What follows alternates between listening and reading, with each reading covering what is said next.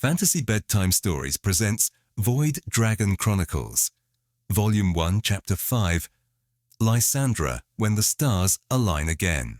I couldn't sleep. Every time I closed my eyes, I saw Aurora's face as she chose to come home. That mixture of trust and resignation that made my promise feel like both salvation and trap. The silk sheets twisted around my legs as I turned restlessly, their expensive smoothness feeling more like chains than comfort. Beyond my window, the estate grounds lay shrouded in pre-dawn darkness, the familiar paths and gardens transformed into a landscape of shadows and uncertainty. The moonlight filtering through my curtains cast silver patterns on the floor, reminding me uncomfortably of the way Aurora's transformation manifested in her eyes. Silver spirals that seemed to move independently, as if they were windows to another realm entirely. I pressed my palms against my eyes, trying to banish the image, but it lingered like an afterburn. Rising from my bed, I wrapped a shawl of deep purple wool around my shoulders. Mother's shawl, still carrying the faint scent of her jasmine perfume, even months after her death. The familiar weight of it provided small comfort as I padded barefoot across the cold marble floor. My feet knew every creak in the ancient floorboards, every spot where the rugs had worn thin from generations of Starweaver footsteps. The halls of Starweaver Manor at night had always unsettled me as a child.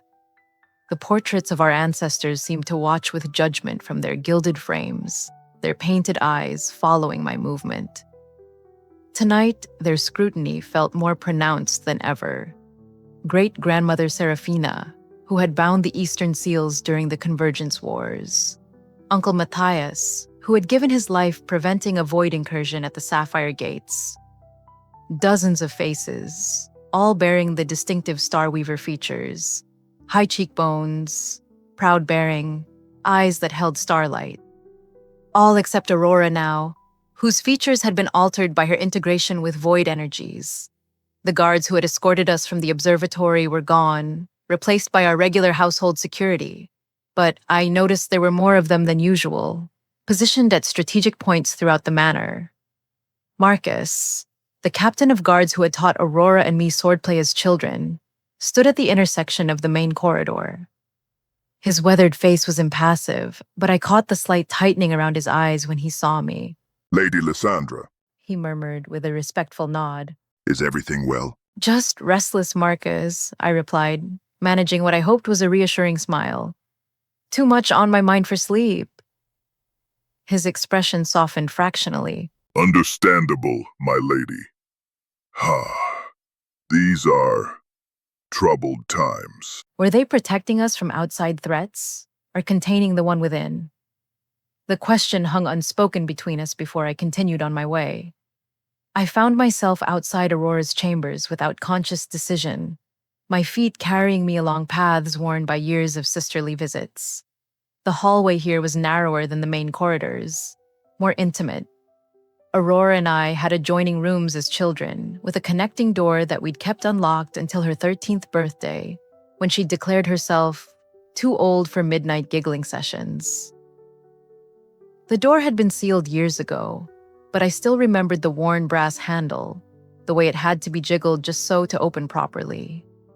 2 guards flanked her door now, not the aggressive containment stance of earlier, but watchful nonetheless. I recognized them both.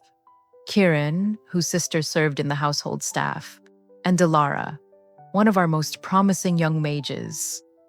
Both looked uncomfortable with their assignment. I need to see my sister, I said, surprised by the steadiness of my own voice. The senior guard, Kieran, hesitated, his hand moving unconsciously to the communication crystal at his belt. Lord Aldrin's instructions were— I am the heir, I interrupted, hating how I had to use that authority but knowing it was necessary. The words tasted bitter on my tongue, flavored with all the times I'd watched Aurora bristle at the privileges my position afforded me. And I gave my word that Aurora would be treated fairly. That includes allowing her family visits. Stand aside. They exchanged glances, a whole conversation in that brief look. Delara's fingers twitched, the beginning of a ward gesture perhaps, or simply nervous energy. But after a moment that stretched like pulled taffy, they stepped back, allowing me access to the door. I knocked softly on Aurora's door, using our childhood pattern. 3 quick taps, pause, 2 slow ones. A silly code we developed to distinguish ourselves from servants or parents. Come in, Lysa. Her voice called immediately, as if she'd been expecting me. There was something in her tone, not quite resignation, not quite relief, but a complex mixture of both. I entered to find her sitting at her desk, surrounded by papers and magical instruments. The room smelled of ink and ozone, with an underlying scent I couldn't identify. Something like rain on hot stone, but sweeter. She hadn't changed from her traveling clothes, hadn't even removed her cloak. The heavy fabric pooled around her chair, its deep blue material shot through with threads that caught the light strangely, seeming to absorb rather than reflect. The room's magical lamps cast strange shadows across her transformed features, making the silver patterns in her eyes seem to move independently.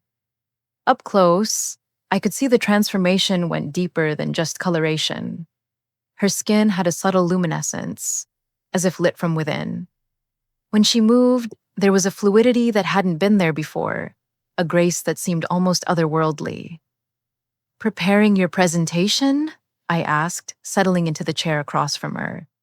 It was the same chair I'd occupied countless times before, during late-night study sessions and sisterly confidences. The worn leather felt like coming home, even as everything else felt foreign.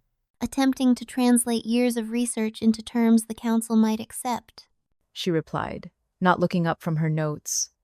Her handwriting, once precise and orderly, now flowed across the page in curves that hurt to look at directly. How does one explain the sensation of touching pure possibility to those who fear it on principle? I leaned forward, trying to make sense of the diagrams scattered across her desk. Some were recognizable star charts, magical formulae, genealogical trees. Others seemed to shift when I looked at them directly, their meaning dancing just beyond comprehension.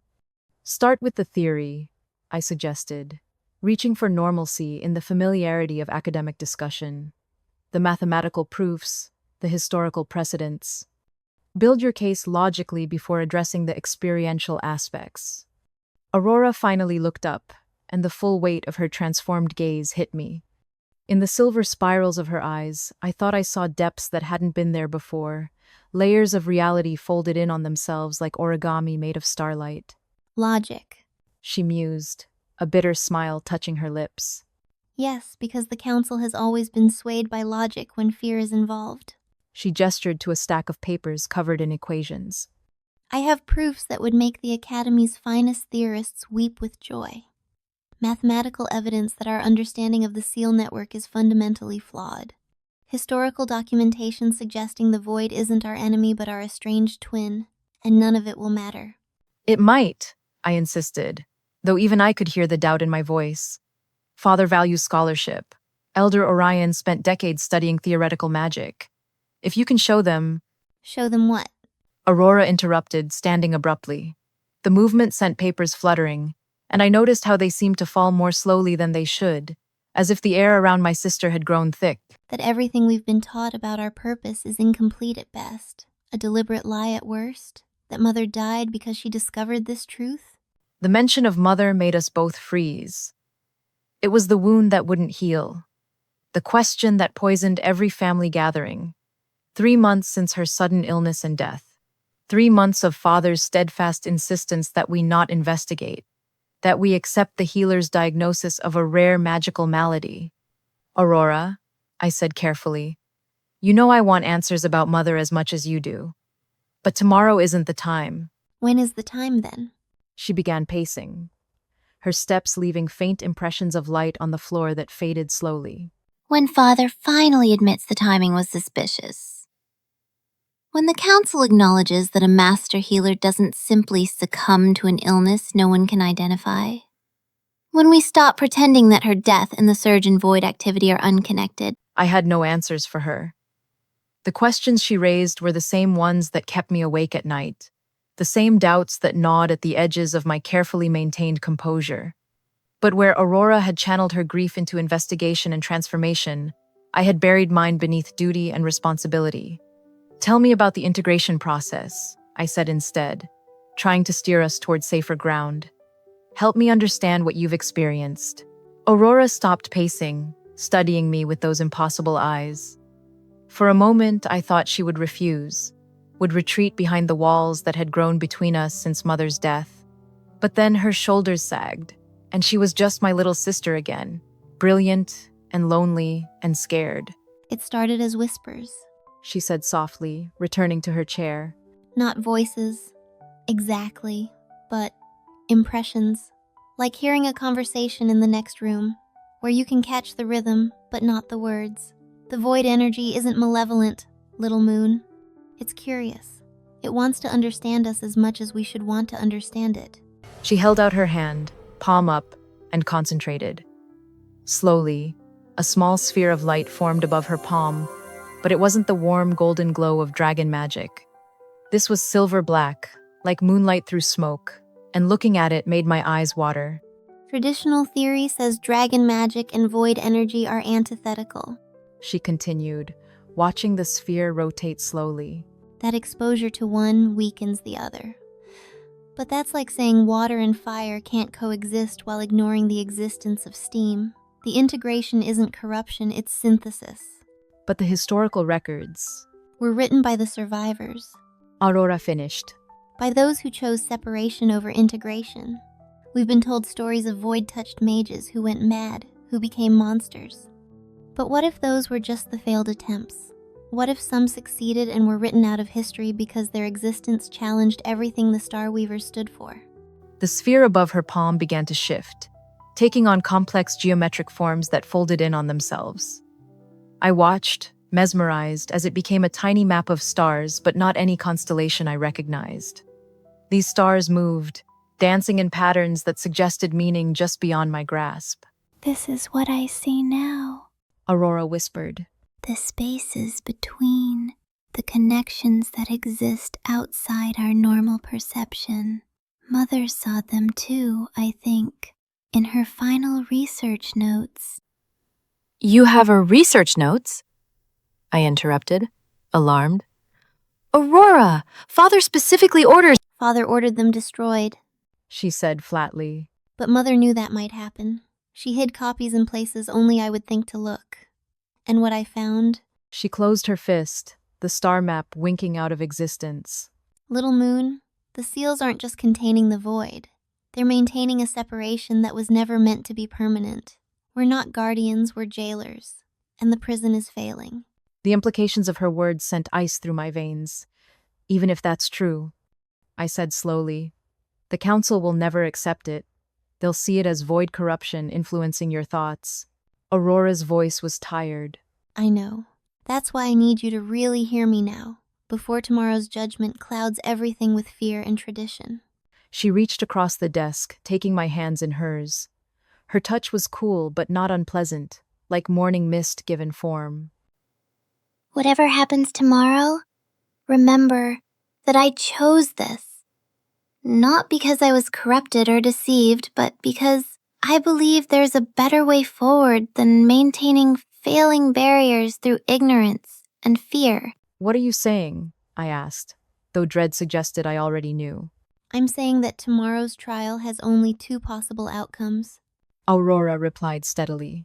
Either they'll order my purification, stripping away everything I've become and possibly killing me in the process, or they'll confine me, caging me so thoroughly that I might as well be dead.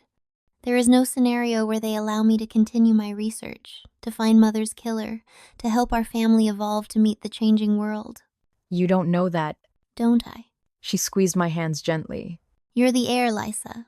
You've sat in enough council meetings to know how they think. Name one time they've chosen progress over tradition, understanding over fear. I wanted to argue, but the examples wouldn't come. The council's conservatism was legendary, their resistance to change a point of pride. "Then we make them see," I said desperately. "I'll speak for you. Use my position," Your position is exactly why you can't save me. Aurora said gently.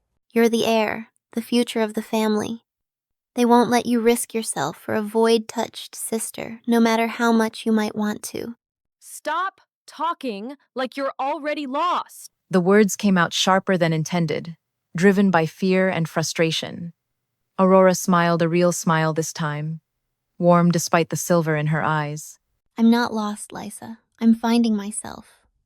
That's what terrifies them. She released my hands and returned to her notes. But you're right about one thing. I should prepare as if there's hope.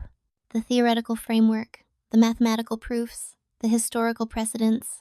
Who knows? Perhaps logic will triumph over fear, just this once. We spent the next hour going through her presentation, refining arguments, anticipating objections. It felt like old times, when we would study together for examinations, each pushing the other to excel. But underneath the familiar rhythm was the knowledge that this might be our last such session.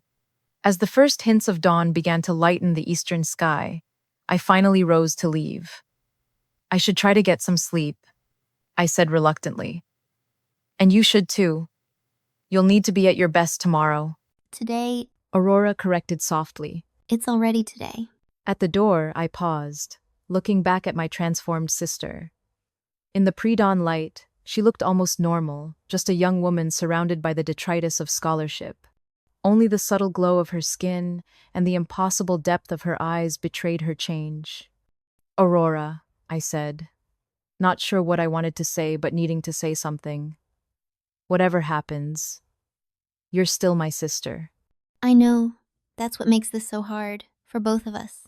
She replied, not looking up from her notes. I left her there, surrounded by papers that held truths the family might not be ready to hear, preparing a defense for a trial whose outcome seemed increasingly predetermined. The walk back to my chambers felt longer than the journey there, weighted with the knowledge that by sunset, everything would be different. In my room, I found a small package on my pillow wrapped in silver paper that sparkled with its own light.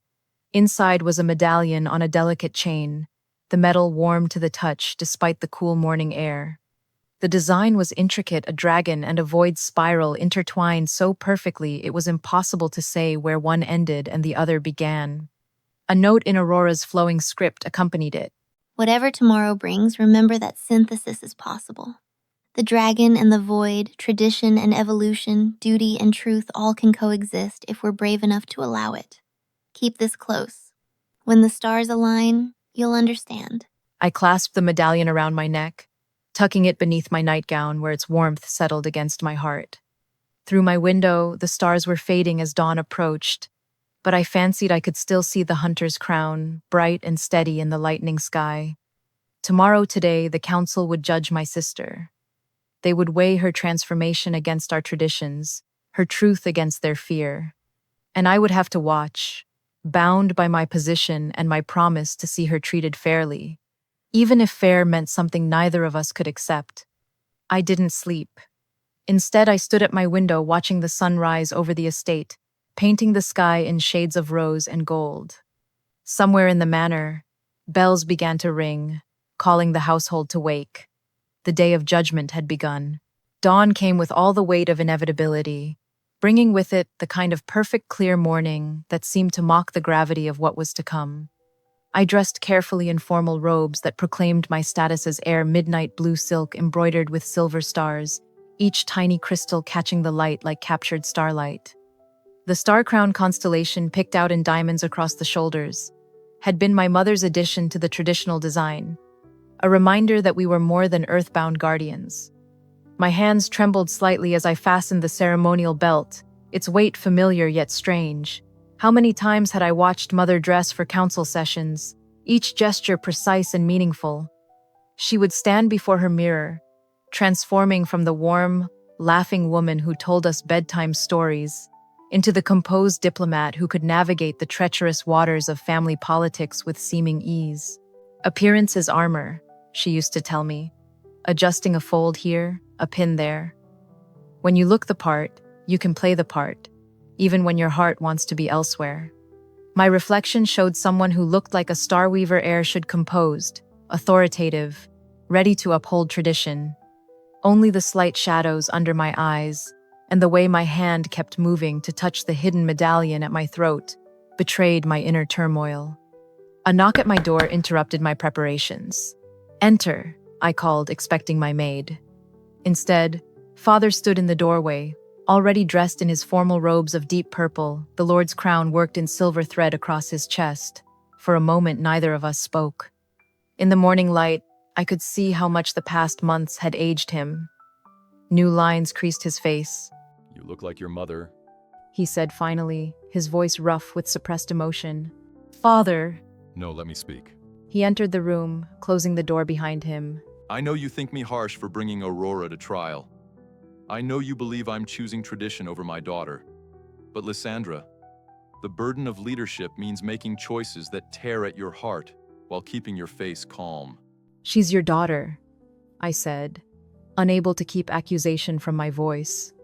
"She's brilliant and brave and trying to understand something that might help us all. How can you—" "Because I'm also Lord Starweaver, he interrupted. responsible for every life under our protection, for the seals that keep reality stable, for traditions that have preserved our world for 1,000 years." He moved to the window, gazing out at the grounds where servants were already preparing for the day's grim business. "Do you think I haven't read her research? That I don't see the patterns she's identified?" This startled me. "You have?" "Every word." His shoulders sagged slightly. "She's brilliant, Lysandra. Perhaps too brilliant. She sees connections that others miss, asks questions that others fear to voice. Just like Mother," I finished softly. The silence stretched between us, filled with everything we couldn't say. Finally, Father turned from the window, his expression once again composed into the mask of the Lord Starweaver. "The council will convene within the hour. As heir, you'll sit at my right hand. You may speak on Aurora's behalf, but remember, your words reflect not just on you, but on the future leadership of our family. Choose them carefully." "I'll speak the truth," I said, lifting my chin. "The truth. He smiled sadly. If only it were that simple. There are many truths, Lysandra. The truth of Aurora's transformation, the truth of our duty, the truth of what happens when the two collide. He moved toward the door, then paused. Your mother would be proud of you both. Her daughters, each brilliant in their own way, each determined to forge their own path." "What path did Mother try to forge?" I asked, but he was already gone, the door closing with a soft click that sounded like finality. I took one last look in the mirror, adjusting the star crown on my shoulders until it sat perfectly. Appearance is armor.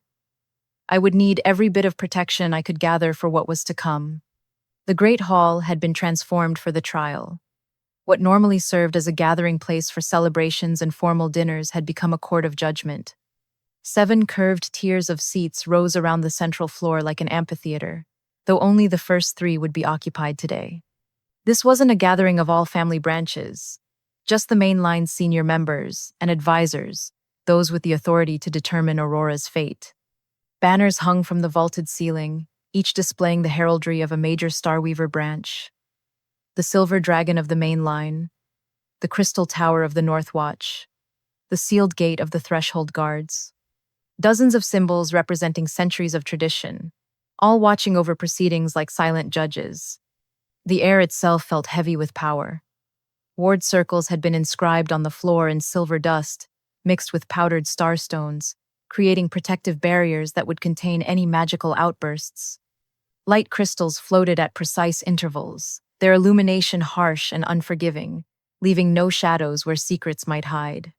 I took my place at Father's right hand, the chair that had been Mother's and now fell to me as heir. The wood was worn smooth by generations of occupation, and I could feel the weight of all who had sat here before me. The responsibility pressed down like a physical thing. To Father's left sat Uncle Caspian, master of protections, his scarred hands folded calmly in his lap. Those scars told the story of a young mage who had held a failing seal closed with his bare hands until reinforcements arrived. He had nearly died, but the seal had held. Such was the price of our duty. The council members filed in with solemn precision, each taking their designated place according to rank and role. Elder Orion of the Moonglade branch moved with the careful dignity of advanced age, his ancient eyes holding depths of knowledge accumulated over more than a century of life.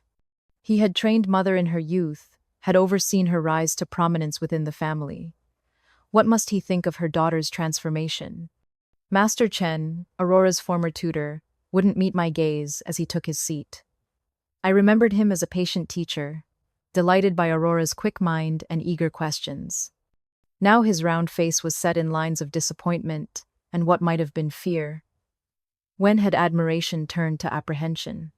Aunt Teresa, the family's premier healer, entered with 2 assistants carrying cases of medical supplies. The tools of purification, I realized with a chill. Crystal rods designed to channel healing energy. Silver implements that could separate magical influences. Vials of precious substances that could cleanse corruption or destroy the corrupted. Her presence was both reassurance and threat. More filed in cousins, advisors, those whose voices would determine my sister's fate. Cousin Marcus, who managed the family's finances. Lady Evangeline, keeper of the archives. Lord Darren, master of the Eastern Watchtower. Each face I knew, had shared meals with, had considered family. Today they would sit in judgment over one of our own. The hall gradually filled with the rustle of silk robes and the whisper of hushed conversations. I caught fragments: void corruption, dangerous precedent, poor Aurora, Celeste would be heartbroken. That last made my chest tighten. Yes, Mother would be heartbroken. But whether over Aurora's transformation or the family's response to it, I couldn't say. When all were seated, Father rose, his presence commanding instant silence. Power radiated from him, not magical, but the authority of generations of leadership distilled into a single figure. This was Lord Aurora Starweaver, defender of the seals, keeper of the balance, guardian of traditions stretching back to the first binding. The council is convened. He announced, his voice echoing in the vast space without need for magical amplification. We gather to address a matter of utmost gravity, the contamination of a mainline daughter and the threat this poses to our sacred duties. Integration, not contamination, I said quietly but firmly enough to be heard. Several heads turned my way, expressions ranging from surprise to approval to concern. Father's jaw tightened almost imperceptibly. That will be for the council to determine. He gestured to the guards at the main entrance. Bring in Aurora Starweaver. The massive doors swung open with a groan that seemed to echo the weight of the moment. Beyond them, I could see Aurora, waiting in the antechamber, flanked by 4 guards in ceremonial armor. She stood perfectly still, a figure carved from moonlight and shadow. As she entered, I heard the collective intake of breath from the assembled council. They had heard reports of her transformation, but seeing it in person was another matter entirely. The way she moved, too fluid, too graceful, as if the air itself parted to ease her passage. The subtle luminescence of her skin that made her seem lit from within. The impossible eyes with their silver spirals that suggested depths beyond mortal comprehension. She had chosen her clothing with careful deliberation, simple white robes that emphasized her changed coloring without seeming to celebrate it. No jewelry, no ornamentation, nothing that might be construed as pride in her transformation. Her silver white hair was bound in a traditional style, the formal arrangement of a Starweaver daughter presenting herself for judgment. Yet no amount of traditional styling could hide how her hair seemed to absorb light rather than reflect it, creating a nimbus of shadow around her face. As she walked to the center of the floor, I noticed the subtle reactions rippling through the council. Gasps quickly suppressed behind raised hands. Fingers moving unconsciously to protective amulets worn beneath formal robes. Eyes widening with fascination, revulsion, or fear, sometimes all 3 at once. Master Chen's face had gone pale, his hands gripping the arms of his chair.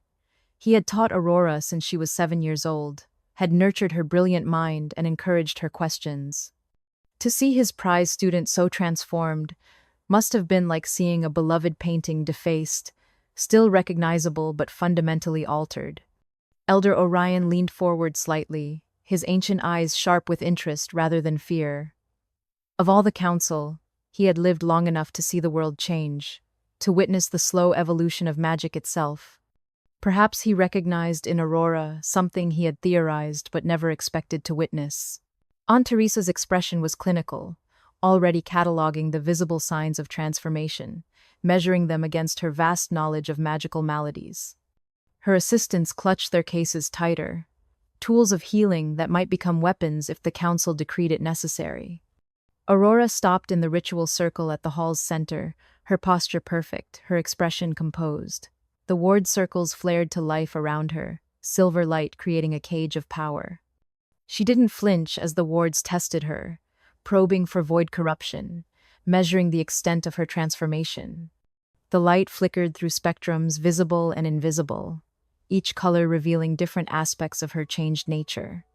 Only I could see the subtle signs of her fear, the slight tremor in her hands that she stilled by clasping them before her, the tension in her shoulders that spoke of carefully controlled terror, the way her eyes flickered briefly to mine, before focusing on Father. In that glance, I saw my little sister, brilliant and scared and defiant all at once. Aurora Starweaver. Father began formally, his voice carrying the weight of ritual. You stand accused of willful exposure to void energies, corruption of your dragon magic birthright, and association with enemies of our family. How do you answer? The hall fell silent, the kind of silence that seemed to press against eardrums. Even the ever-present whisper of wind through the high windows stilled, as if the world itself waited for her response. I answer that the charges themselves reveal the limitations of our understanding. Aurora replied, her voice carrying clearly despite its soft tone. Each word was chosen with precision, delivered with the same care she had once applied to complex magical theorems. I have not corrupted my birthright but expanded it. I have not betrayed our family but sought to evolve our purpose. I have not consorted with enemies but learned from those we have named such out of fear rather than knowledge. Murmurs rippled through the council, quickly suppressed but revealing the divisions among them. Some nodded thoughtfully, others frowned in disapproval. The political landscape of our family laid bare in those small reactions. You speak of evolution. Uncle Caspian interjected, his scarred hands spread on the table before him. Yet what we see is transformation born of void exposure. History teaches us where such paths lead: madness, destruction, the unraveling of reality itself. How is your evolution different from the corruption that claimed so many before you? Aurora turned to face him, and I saw him flinch slightly at the full weight of her transformed gaze. With respect, Uncle, history teaches us what the survivors chose to record. We have accounts of failures, yes, but what of those who succeeded? What of those whose integration was so complete, so harmonious, that they transcended the very conflict we perpetuate? Fantasies. Master Chen spat, finding his voice at last. Delusions whispered by the void to justify corruption. I taught you better than this, Aurora. I taught you to respect the boundaries that keep us safe. You taught me to question. Aurora countered, and there was sadness in her voice. To seek truth wherever it might lead. To never accept, because it has always been so, as an answer. Have I failed your teachings by following them to their logical conclusion? The verbal sparring continued, each council member probing Aurora's defenses, testing her reasoning. Through it all, she remained composed, answering with a mixture of scientific precision and philosophical depth that reminded me why she had been considered the family's most promising young scholar. Tell us of the process, Elder Orion requested, speaking for the first time. His voice was thoughtful rather than accusatory. Help us understand what you experienced during your integration. Aurora's expression softened slightly, recognizing the genuine curiosity rather than fear in his question. It began with resonance. During my studies of the seal patterns, I noticed harmonics, frequencies where dragon magic and void energy seem to vibrate in sympathy rather than opposition, like two notes that, when played together, create a third, richer tone. She raised her hand, and with permission from Father's nod, demonstrated. A sphere of light formed above her palm. Not the warm gold of dragon magic, or the consuming darkness of void energy, but something between and beyond both. It hurt to look at directly, not from brightness, but from the way it seemed to exist in more dimensions than the eye could process. Traditional theory posits that dragon magic and void energy are antithetical forces. She continued, watching the sphere pulse with impossible rhythms. Order versus chaos, creation versus entropy. But this assumes they are separate forces rather than aspects of a greater whole. My integration revealed the truth they are complementary, not contradictory. Two halves of a sundered unity. Blasphemy, Someone whispered, though I couldn't identify the speaker. Is it, Aurora challenged. or is it blasphemy to maintain an artificial separation that weakens both? We exhaust ourselves maintaining seals that fight against the natural tendency toward reunification. We fear the void because we've forgotten it was once part of us. the void was sealed for a reason. Aunt Teresa stated firmly. The sundering wars. We're a tragedy born of misunderstanding. Aurora interrupted. I've read the original accounts, the ones buried in the restricted archives. The first void mages weren't invaders or corruptors. They were explorers who found something our ancestors weren't ready to understand. Fear led to conflict. Conflict led to separation. And we've been paying the price ever since. You speak of matters beyond your comprehension. Lord Darren rumbled from his seat. The restricted archives are sealed for good reason. That knowledge is dangerous. All knowledge is dangerous to those who profit from ignorance. Aurora shot back, and I saw Father's knuckles whiten as he gripped his chair. Mother understood this. It's why she... Enough. Father's command cut through the growing tension like a blade. We are not here to discuss the past, but to address the present. Aurora Starweaver, you stand transformed by void energies. This is not in dispute. The question before the council is simple. Can you be restored to your natural state? Or has the corruption progressed too far? The clinical nature of his words made my stomach clench. Corruption, restoration, as if Aurora were a tarnished silver cup that needed polishing rather than a brilliant young woman who had chosen a different path. I cannot be restored, because I am not broken. I cannot return to what I was because that person was incomplete. You ask if the transformation can be reversed, but you should be asking whether it should be.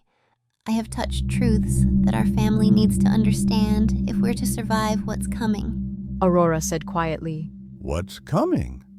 Elder Orion leaned forward intently. You speak as if you've seen the future.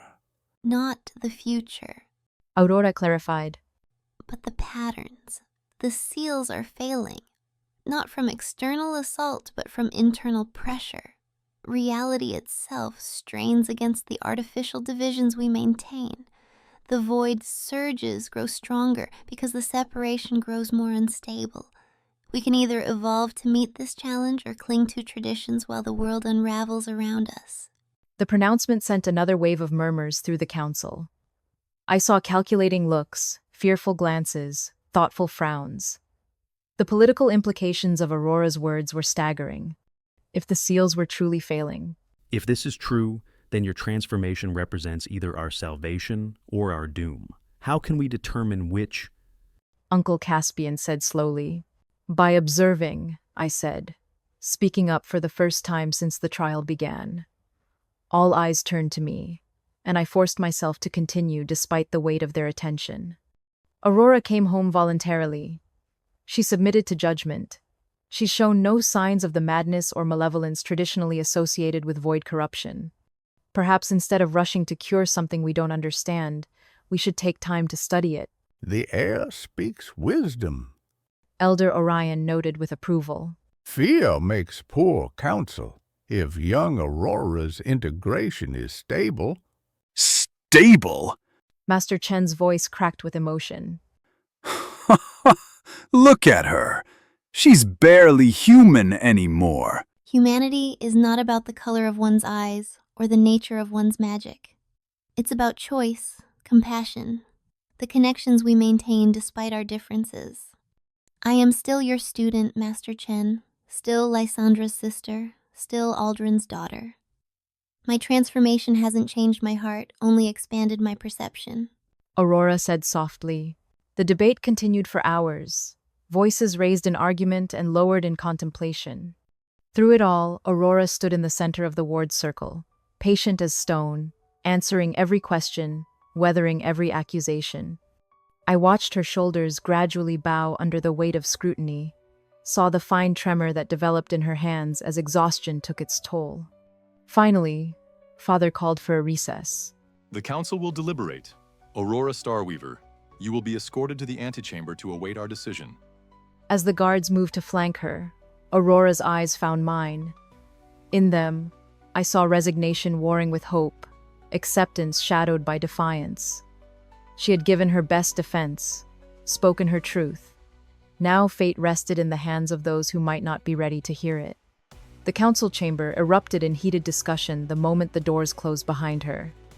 I remained in my seat, watching the familiar faces of my family twisted by fear and uncertainty. Some called for immediate purification.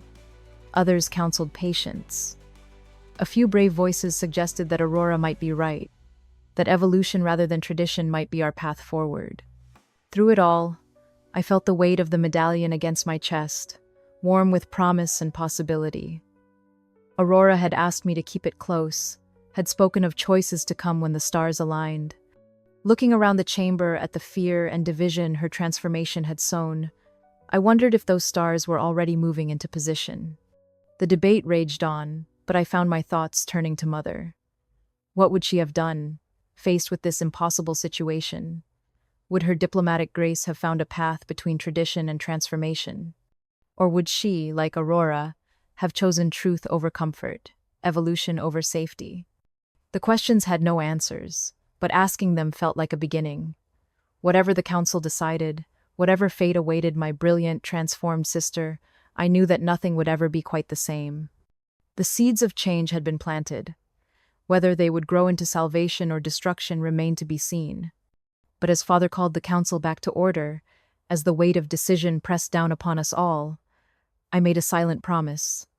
Whatever came next, I would not let fear be my guide.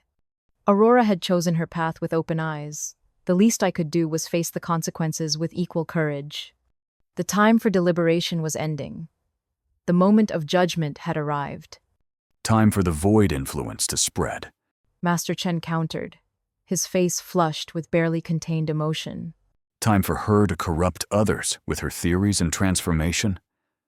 We've all seen what happens when void energy is left unchecked. The Thornway incident, the lost circle of mages. History is littered with the corpses of those who thought they could control it. History is also littered with the corpses of those who feared change. Elder Orion observed mildly. The question before us is not whether Aurora's transformation is dangerous. All power is dangerous. The question is whether the danger can be directed, understood, perhaps even harnessed for the greater good. Harnessed? This is not some wild beast to be tamed, Orion. This is void corruption we're discussing. The very force our family has sworn to contain for 1,000 years. Lord Darren's voice boomed across the chamber. Time for understanding. I insisted, standing to address the council properly. My legs trembled slightly, but my voice remained steady. Isn't that what we're meant to be? Seekers of knowledge, guardians of truth?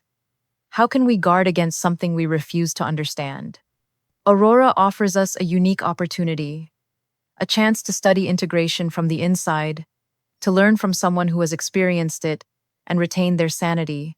Retained their sanity? She claims your mother was murdered. She speaks of cosmic conspiracies and reality's failures. How is that sanity?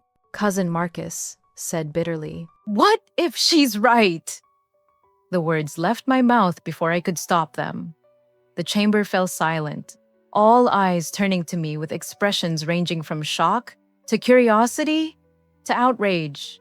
Lysandra. Father's voice carried a warning, but I had crossed the line now.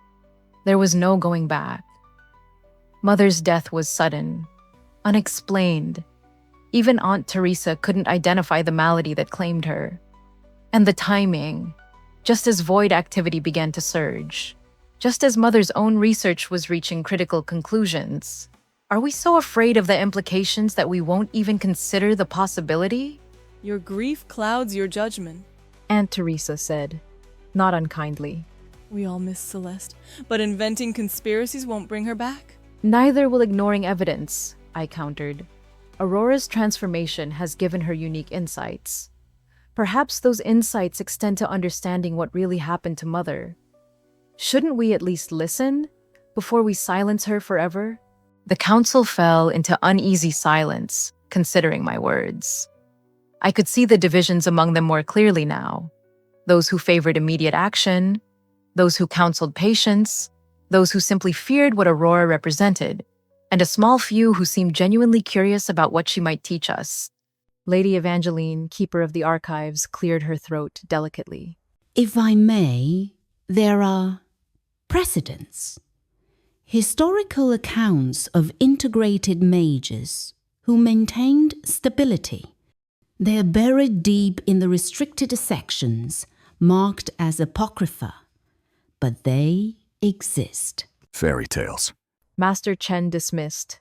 Perhaps, or perhaps, inconvenient truths relegated to fairy tale status by those who preferred a simpler narrative. The Starweaver archives contain many such fairy tales that later proved to have kernels of truth. Finally, Father spoke, his voice heavy with the weight of leadership.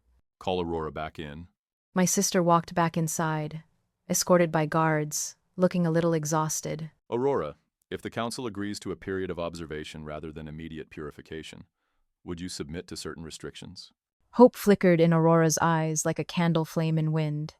What kind of restrictions? Confinement to the estate. No access to void energy sources. No contact with the Night Rose or other void researchers.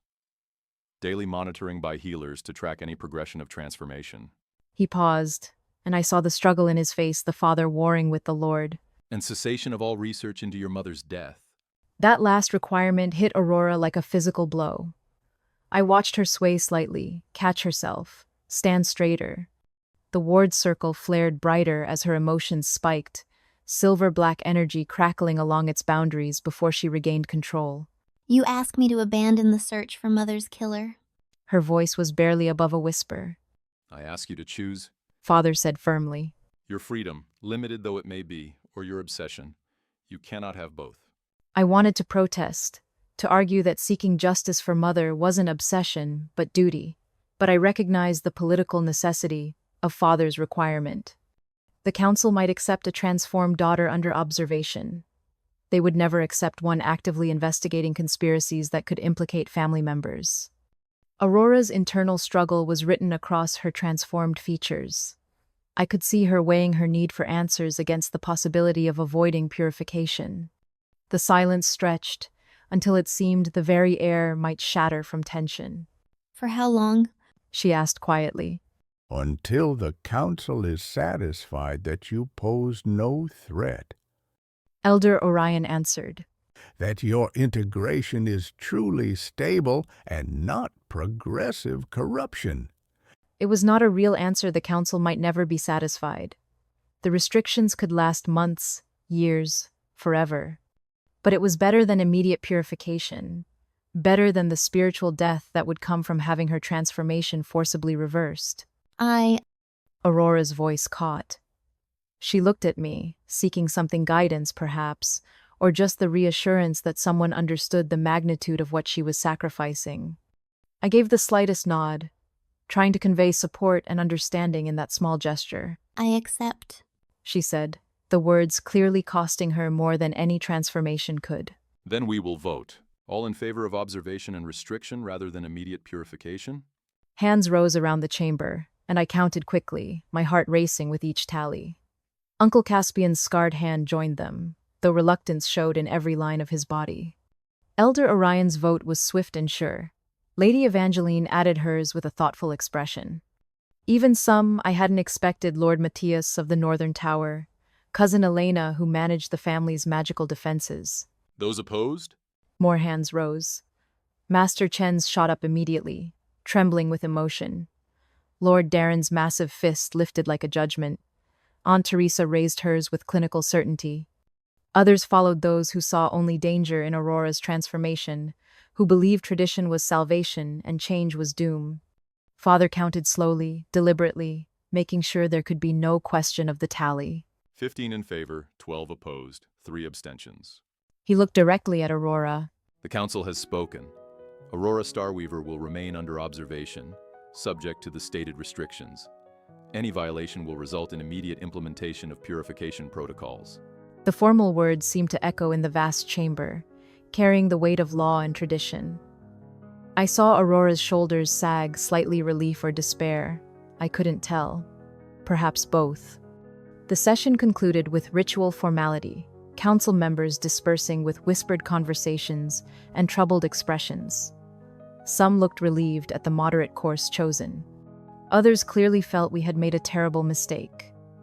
The divisions in our family, always present but usually hidden beneath courtesy and protocol, had been laid bare.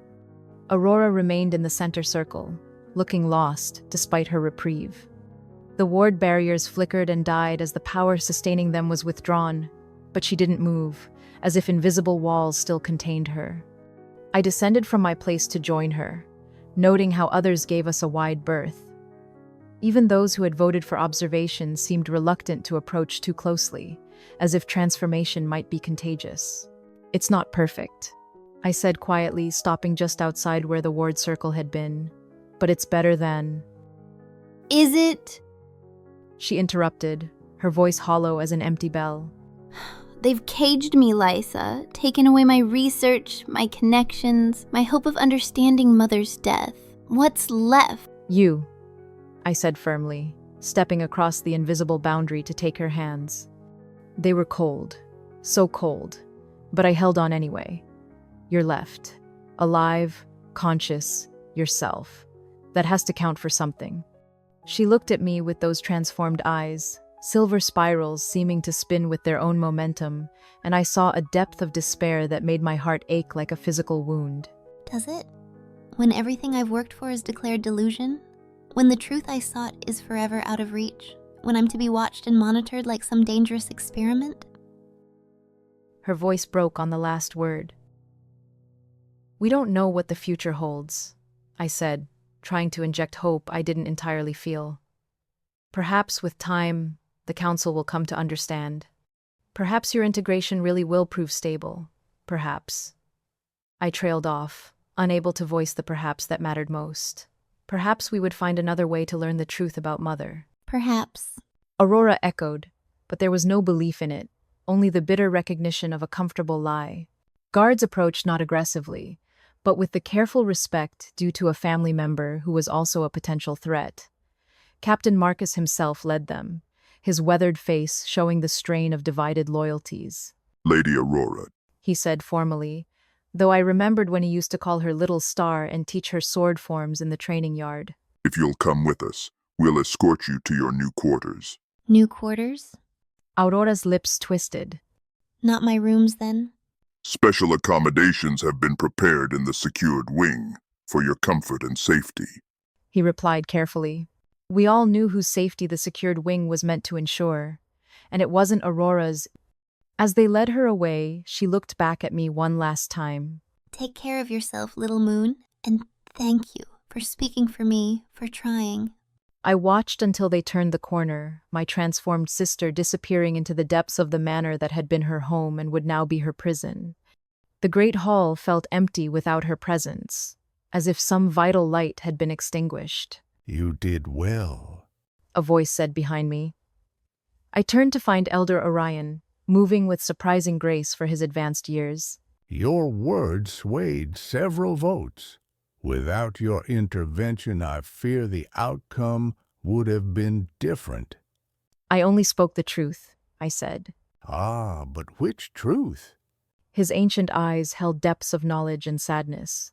The truth of your sister's brilliance, the truth of our family's fear, the truth of changes coming whether we will them or not. There are many truths, young heir, and wisdom lies in knowing which to speak and when. Do you believe her? I asked impulsively. About the integration. About the seals failing. About Mother? Elder Orion was quiet for a long moment, seeming to weigh not just his answer, but whether I was ready to hear it. I believe, He said finally, that your sister has seen something real. Whether her interpretation is correct, whether the path she's chosen is wise, that remains to be seen. But dismissing her insights out of fear would be the height of folly. Then why didn't you argue for fewer restrictions? Why accept the ban on her research? Because politics is the art of the possible, He replied. Today, we achieved the possible, Aurora's life and continued consciousness. Tomorrow, next week, next year, who knows what might become possible then? Change comes slowly to the Starweavers, but it does come. Your mother understood that. The mention of Mother made my throat tight. Did you know about her research? The things Aurora claims she discovered? Your mother was brilliant. Elder Orion said, which wasn't quite an answer. She asked dangerous questions with grace and pursued difficult truths with discretion. Perhaps too much discretion in the end. He placed a gnarled hand on my shoulder. You have her diplomatic skills and your sister's courage.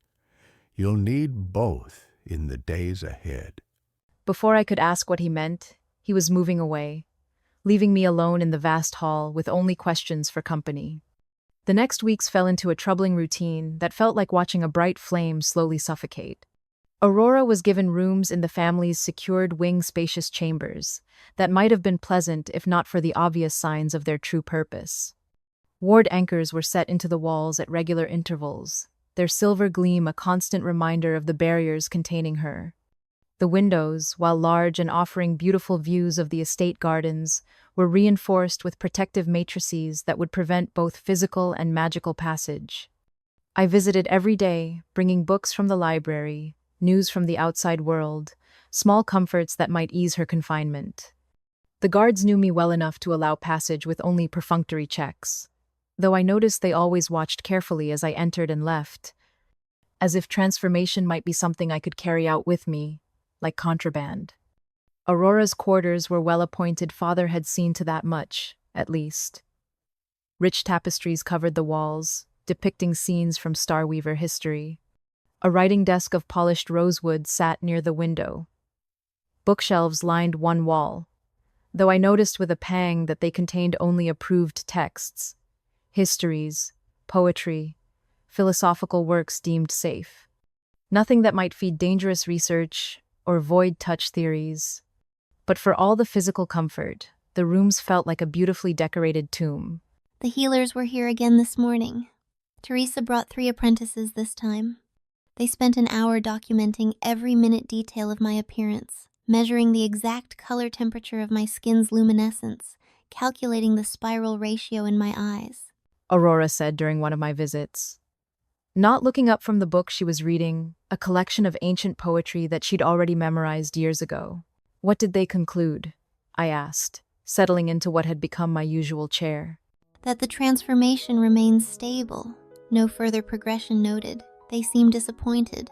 I think they were hoping for dramatic deterioration that would justify immediate intervention.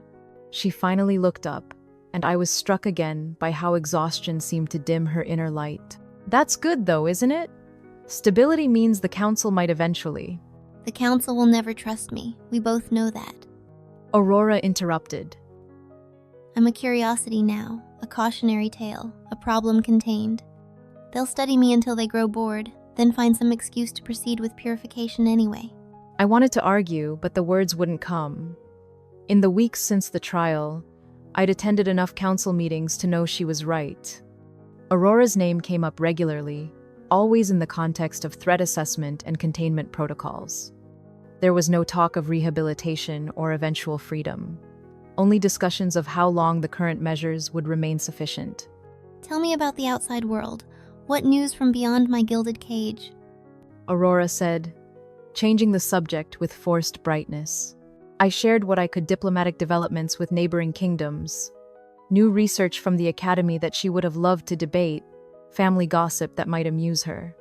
But I could see how each piece of news was both gift and torture, reminders of a world continuing without her. Cousin Marcus is getting married, I offered, trying for something purely positive. The ceremony is next month, a love match.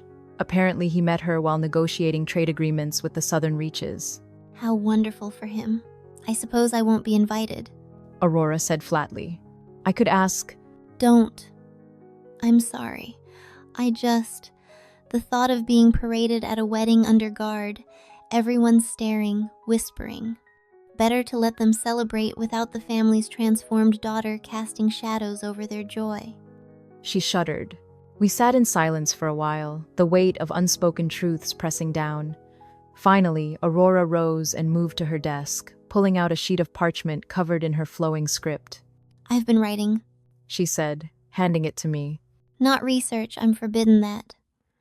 Just thoughts, observations, poetry, I suppose, though I've never had much talent for it.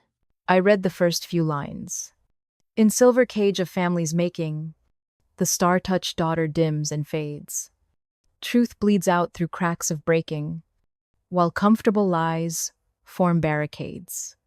Aurora, I began, not knowing how to respond to the raw pain in her words. It helps, she said quietly. Putting the feelings somewhere outside my head. Otherwise they just spiral and spiral, like the patterns in my eyes. At least something about me still spirals freely. She laughed bitterly. That night, I found Aurora sitting by her window, gazing at the stars with empty eyes. The Aurora who had once mapped constellations with passionate precision now looked at the sky as if it were a stranger. Her usually perfect posture had given way to a slump that spoke of bone-deep weariness.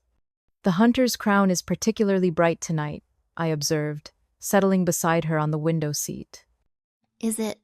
I hadn't noticed. She didn't look up. The indifference in her voice was more frightening than anger would have been. Aurora had always been passionate about stellar phenomena, able to lecture for hours about celestial mechanics and the magical resonances of starlight. To hear her dismiss the hunter's crown, her favorite constellation, was like hearing a musician speak carelessly of music. Aurora! I reached for her hand, disturbed by how cold it felt. The inner light that had initially accompanied her transformation seemed to pulse more weakly, like a candle struggling against wind. Talk to me, please. She was quiet for so long I thought she wouldn't answer. Then, so softly I had to strain to hear. What is there to say? I played their game, came home, submitted to judgment, accepted their restrictions. And for what? To slowly fade under their observation. It won't be forever, I said, though the words felt hollow even to me. Won't it? Aurora laughed, the sound sharp and brittle as breaking glass. They'll never trust me, Lysa. Never accept that my transformation might be evolution rather than corruption. I'll spend the rest of my life in these rooms, watched and wondered over, a cautionary tale for future Starweavers who might question too deeply. That's not true. Isn't it? She stood abruptly, pacing the room with sudden, restless energy.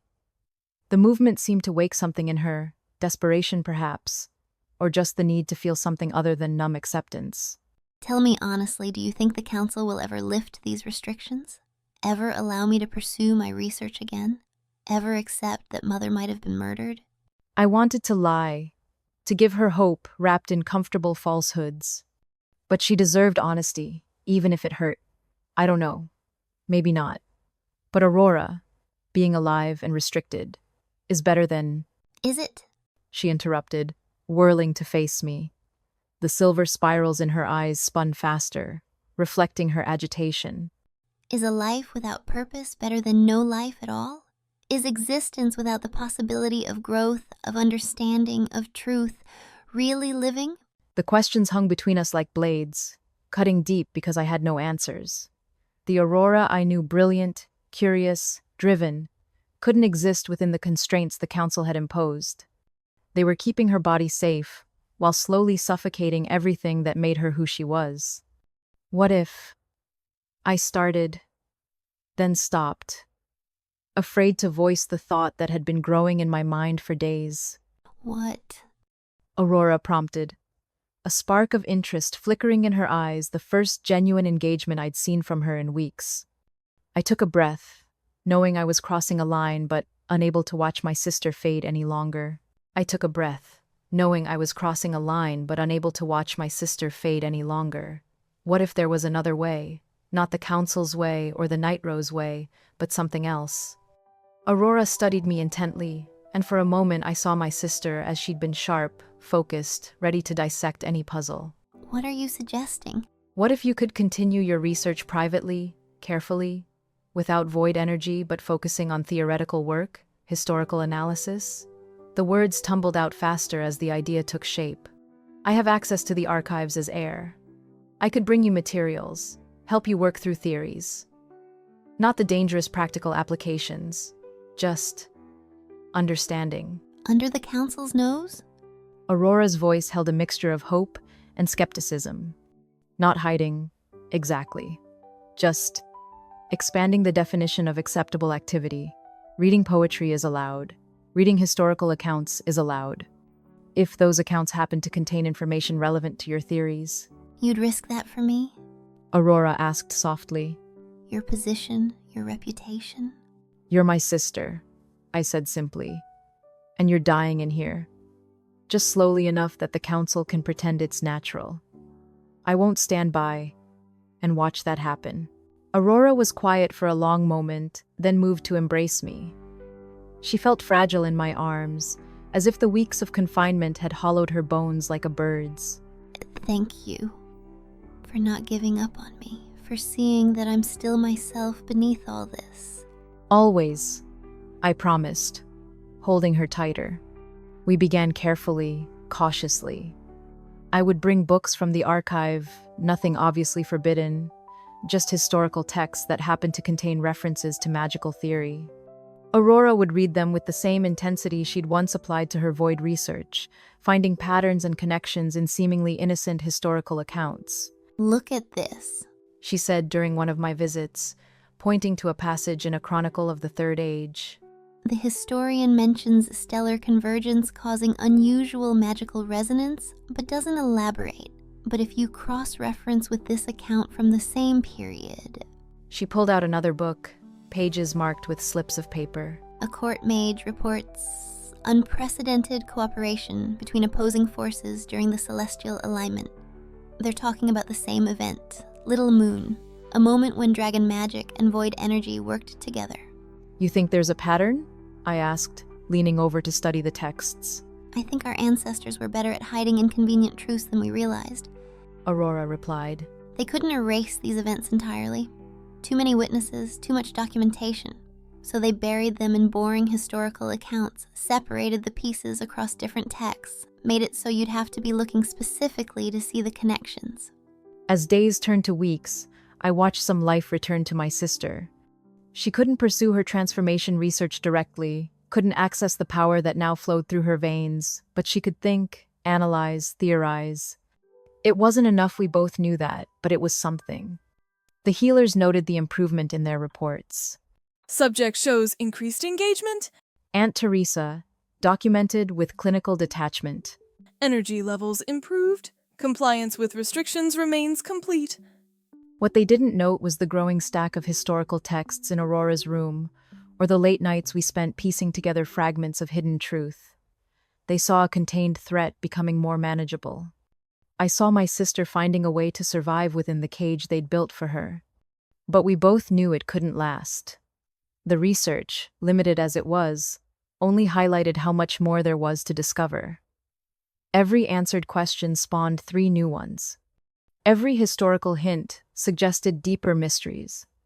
And always, the question of Mother's death hung over us like a storm cloud. I found something, Aurora said one night, her voice tight with suppressed excitement. A reference to something called the stellar concordance. It's mentioned only obliquely, always in connection with major shifts in magical practice. The timing. She showed me a chart she'd constructed, dates and events mapped with mathematical precision. Every stellar concordance coincides with a period of rapid change, evolution. And Lysa, according to the pattern, we're due for another one. Soon. How soon? I asked, though part of me feared the answer. Within the year, maybe 2. The stellar positions are already beginning to align. She looked at me with eyes that held both hope and terror. Something's coming. Something that will force change whether the council wants it or not. The question is whether we'll be ready or whether we'll cling to failing traditions while the world transforms around us. I thought of her letter, hidden in my room. When the stars align, she'd written. Now I began to understand what she'd meant. The transformation Aurora had undergone wasn't an ending but a beginning. And when the stars reached their prophesied configuration, we would all face the choice she'd already made. Evolution or tradition, truth or comfort, change or stagnation. Looking at my sister, brilliant and caged and burning with knowledge she couldn't fully share, I wondered if any of us were truly ready for what was coming. But ready or not, the stars would align. And when they did, everything would change. 3 nights later, I woke to magical alarms screaming through the estate, like the death cries of metal birds. The sound pierced through my dreams, shattering them into fragments of silver light and shadow. I sat bolt upright, heart hammering, as the alarm crystals in my room pulsed urgent red. My feet hit the cold floor running. I didn't need to check the control panel to know which wards had been triggered somehow. I already knew. The secured wing, Aurora's rooms. The cage had been opened from within. The corridors were chaos. Guards ran past in various states of dress, buckling armor as they moved. Servants huddled in doorways, clutching nightrobes closed against more than just the chill. The alarm crystals painted everything in alternating washes of red light and darkness, making the familiar halls seem like something from a nightmare. I reached the secured wing to find a crowd already gathered. Father stood at the center, still in his nightclothes but radiating authority despite the informal attire. Uncle Caspian knelt by the doorway to Aurora's rooms, his scarred hands moving over ward anchors that sparked and fizzled like dying stars. Report! Father commanded as Captain Marcus arrived at a run. The wardings have been breached. Marcus said, breathing hard. Not broken, my lord. Carefully, methodically dismantled from within. By the time the guards responded, she was gone. We've searched the immediate area, but... He spread his hands helplessly. Impossible! Those wards were specifically designed to contain void energy. She shouldn't have been able to even touch them without triggering the alarms. Aunt Teresa stated flatly. She looked haggard, her usually perfect hair in disarray. She didn't use void energy. Uncle Caspian reported, still examining the dismantled wards. His voice held a mixture of professional admiration and deep concern. She used pure dragon magic, but in configurations I've never seen. Patterns that shouldn't work, but did. He looked up at Father, and I saw something like fear in his eyes.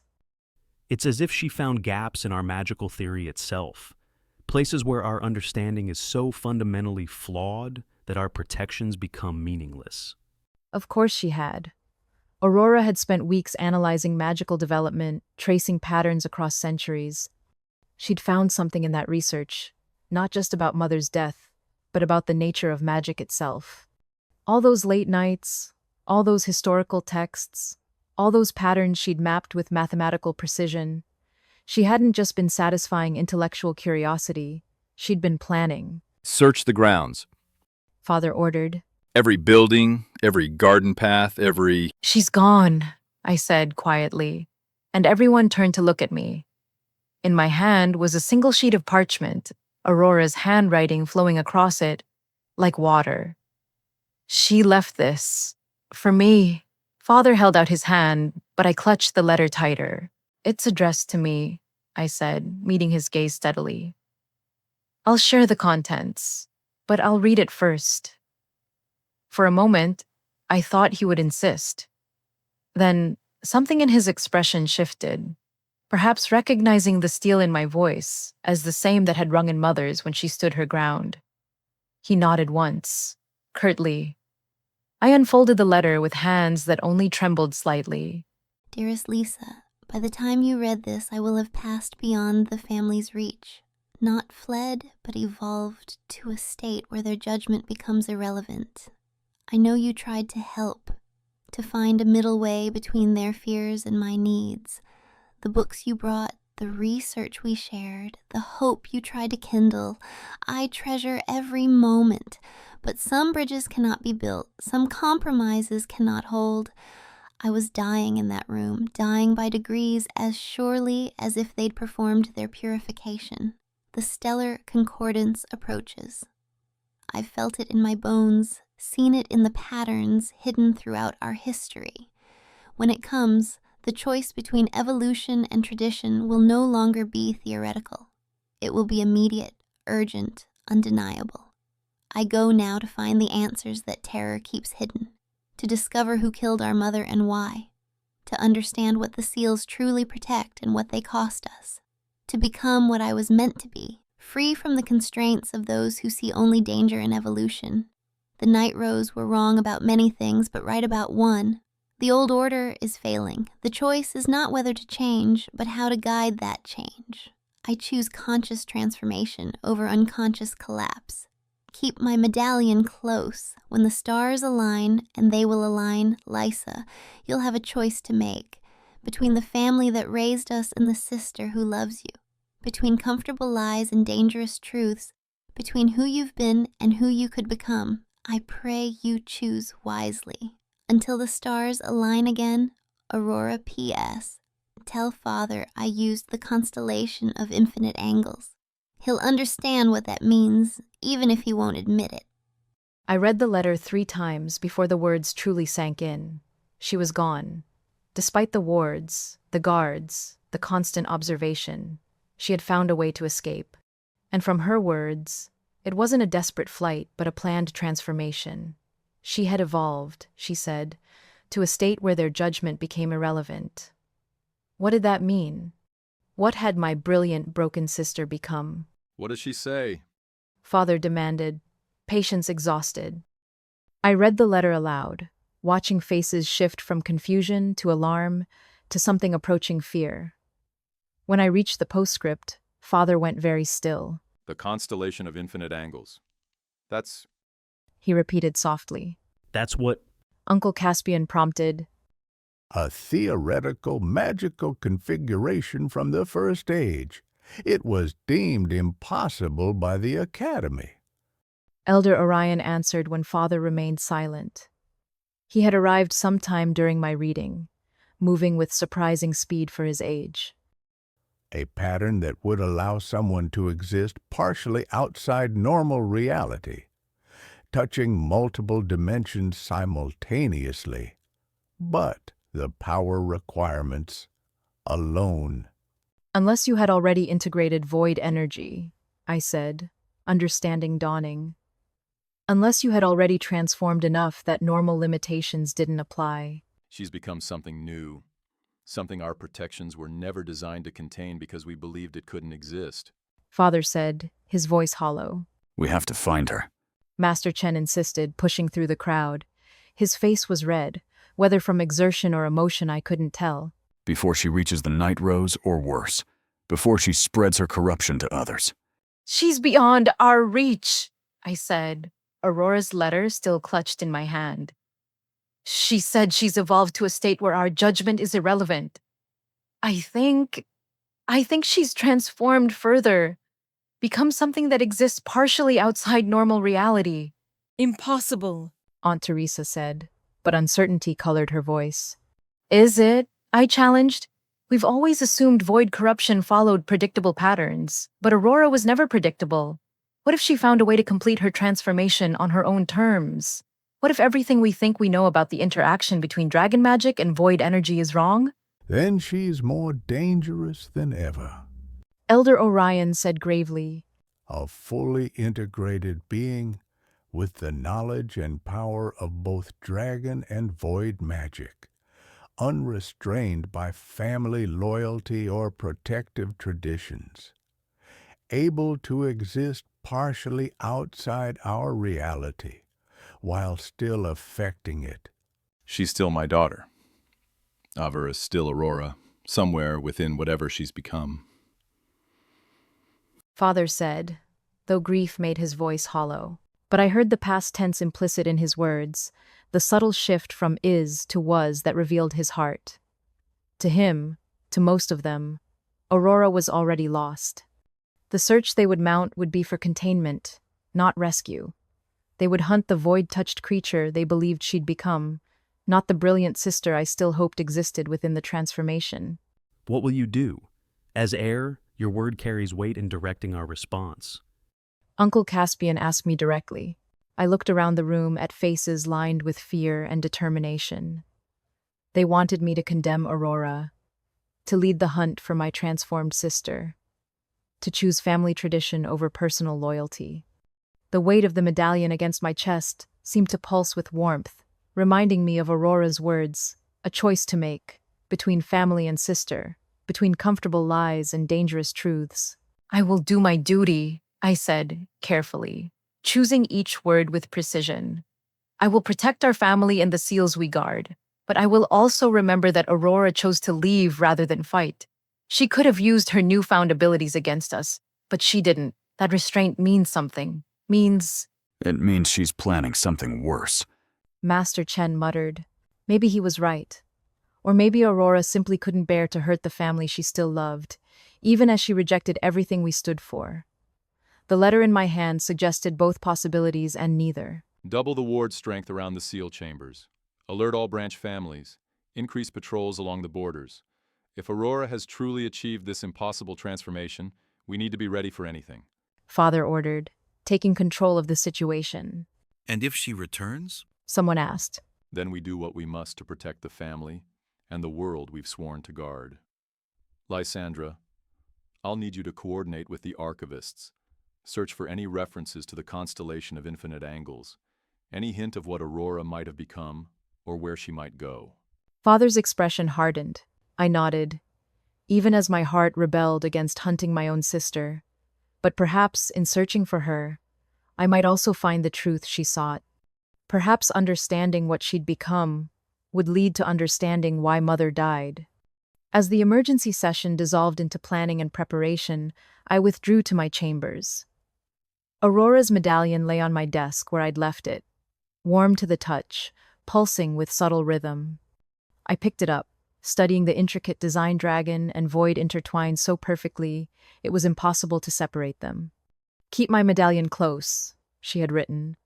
"When the stars align, and they will align, Lysa, you'll have a choice to make." I fastened the chain around my neck, feeling the medallion's weight settle against my heart.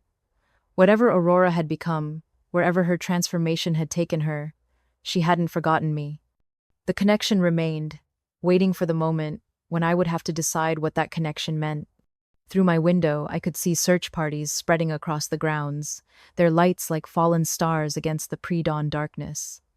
They would search with dedication and skill, but I knew with cold certainty that they would find nothing. Aurora had evolved beyond their reach, transformed into something that could slip through the gaps in reality itself. The stars outside my window seemed different now, not the familiar friends of my childhood, but harbingers of change. Somewhere among them, the stellar concordance was building, celestial bodies moving into configurations that would force impossible choices on us all. I thought of Mother, dead these many months, whether from illness or murder. I thought of Father, choosing ignorance over potentially devastating truth. I thought of Aurora, brilliant and transformed and lost to us now, pursuing answers among the spaces between stars. And I thought of myself caught between all of them, trying to preserve what could be preserved while everything shifted around me like sand. The heir, bound by duty and tradition, yet carrying a void-touched medallion against her heart, walking the line between what was and what might be, between the family that raised us and the sister who loves you. It wasn't a choice I wanted to make. But Aurora was right eventually. The stars would align, and neutrality would no longer be possible. When that day came, I would have to decide not just between family and sister, but between two visions of reality itself. One that preserved the known at any cost. One that embraced the unknown despite all danger. The medallion pulsed against my chest, warm with promise or warning. In its rhythm, I thought I felt an echo of Aurora's transformed heart, still beating somewhere beyond the reach of tradition's cage. Still seeking, still hoping, still believing that synthesis was possible if we were only brave enough to allow it. I closed my eyes and made a silent promise to my vanished sister. I would search for her, yes, but not to cage her again. I would seek understanding, not containment. And when the stars finally aligned, when the choice became unavoidable, I would remember that evolution was not always corruption, that change was not always loss, that sometimes the greatest act of love was letting go of what was to embrace what could be. The sun rose over Starweaver Estate, painting the sky in shades of transformation, and somewhere beyond the barriers of normal reality, my sister pursued truths that might save or damn us all. Until the stars align, I thought, unconsciously echoing Aurora's farewell. And in the warm pulse of the medallion, I almost thought I felt an answer. A whisper of power that tasted of both dragon fire and void ice, promising that alignment was closer than anyone suspected. I returned to my desk and began to write, documenting everything I remembered about Aurora's research, her theories, her transformation. If I was to understand what she'd become, I needed to piece together the path she'd walked. And perhaps, in following her intellectual footsteps, I might find my own way to the truth that had driven her beyond the boundaries of our world. The search for Aurora Starweaver had begun, but I suspected that what we would find would be far more than just my missing sister. We would find ourselves faced with questions that tradition couldn't answer, truths that comfort couldn't soften, and choices that would define the future of magic itself. The stars were aligning, the concordance was coming, and ready or not, we would all have to decide what we were willing to become. The morning after Aurora's escape, I found Father in his study, surrounded by maps and reports and the low debris of a sleepless night. He looked up as I entered, and for a moment I saw him not as the Starweaver, family head, but as a man who had lost too much his wife, to mysterious illness, his daughter to transformation and flight. Any word? I asked, though his expression had already given me the answer. She's vanished. Completely. Not just physically. Magically. He said, his voice hoarse from exhaustion. Every tracking spell, every blood tie location ritual, every method we have, it's as if she's ceased to exist within normal parameters. I settled into the chair across from his desk, Aurora's letter still folded in my pocket where I'd carried it since finding it. She said she'd evolved to a state where our judgment becomes irrelevant. I think she meant it literally. Father's laugh was bitter. Of course she did. Your sister never does anything by half measures. He rubbed his eyes, and I noticed how his hands trembled slightly. Whether from exhaustion or emotion, I couldn't tell. I should have seen this coming. Should have handled things differently. How? I asked gently. By accepting her theories about Mother? By encouraging her void research? There was no path that would have satisfied both Aurora's nature and the family's needs. I could have tried harder to understand, he said, staring at the reports spread before him. Instead, I let fear guide my decisions. Fear of losing her to corruption, fear of the council's judgment, fear of... He trailed off, but I knew what he couldn't say. Fear of finding out she might be right about Mother, I finished quietly. His gaze snapped to mine, sharp despite his exhaustion. Did she tell you? I pulled Aurora's letter from my pocket, smoothing it on the desk between us. Father read it once, twice, his expression growing more grave with each pass. She's going to investigate Celeste's death. Despite everything, she's going to pursue those answers. Did you think Mother might have been murdered? Father was quiet for a long moment, his fingers tracing the edge of Aurora's letter. Your mother was brilliant. Not the obvious way Aurora is, all fire and breakthrough, but quietly, steadily brilliant. She saw patterns others missed, made connections that seemed intuitive, but were actually the result of deep, careful thought. He rose, moving to the window that overlooked Mother's garden, now dormant in winter's grip. In the months before her illness, she became concerned about certain things. Patterns in the family records, inconsistencies in our histories. She never told me specifics, said she wanted to be sure before worrying me with theories. And then she got sick, I said softly. And then she got sick, with an illness that targeted her magical connection specifically, that severed her from her birthmark's power in ways our healers had never seen. Father confirmed. Yes, Lysandra, I suspected. But suspicion and proof are very different things, and I wanted to be sure. The insight struck me with painful clarity. Father wasn't just searching for Aurora, he was searching for absolution.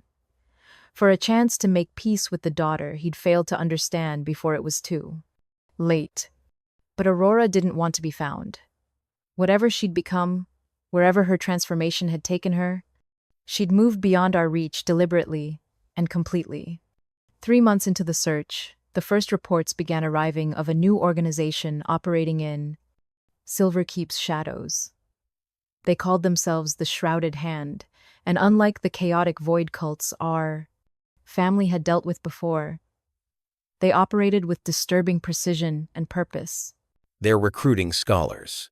One of our informants reported during a late-night briefing. Mages of significant talent. Even some from noble families. Their message isn't about destruction or chaos. It's about evolution, about transcending artificial limitations. Father listened to these reports with increasing tension. We all knew, though no one said it aloud, that this had Aurora's fingerprints all over it. The philosophical approach, the focus on evolution rather than corruption, the careful targeting of those who might question traditional boundaries. It all spoke of my sister's influence. Have any of our sources seen their leadership? Father asked, his voice carefully controlled. The informant hesitated. There are rumors of a woman with unusual presence. Silver hair that moves strangely. Eyes that hold depths. But she appears rarely, and only to inner circle members. Father's knuckles whitened as he gripped the edge of his desk. Double our efforts. I want to know everything about this organization. Structure, goals, meeting places, everything. After the informant left, I lingered in Father's study. You know it's her, We don't know anything for certain. he said, but the denial was hollow. Father, please. You're killing yourself with this search. Your birthmark. I have to find her, Lysandra. I have to know what she's become. What I drove her to become. I had no answer for that. The question haunted me as much as it did him. 6 months after Aurora's escape, 6 months to the day, which felt deliberate rather than coincidental.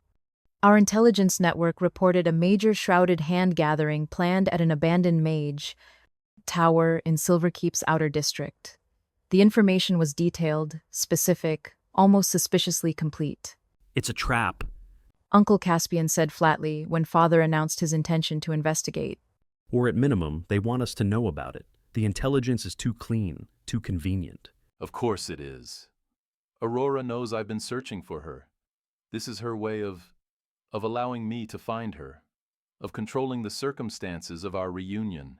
Father agreed, surprising everyone at the strategy meeting. All the more reason not to go. If she's orchestrating this encounter, she has advantages we can't predict. Elder Orion advised, but Father was already shaking his head. I'm going. This may be my only chance to see her, to speak with her, to understand what she's become. Then mobilize a full containment force. Master Chen suggested.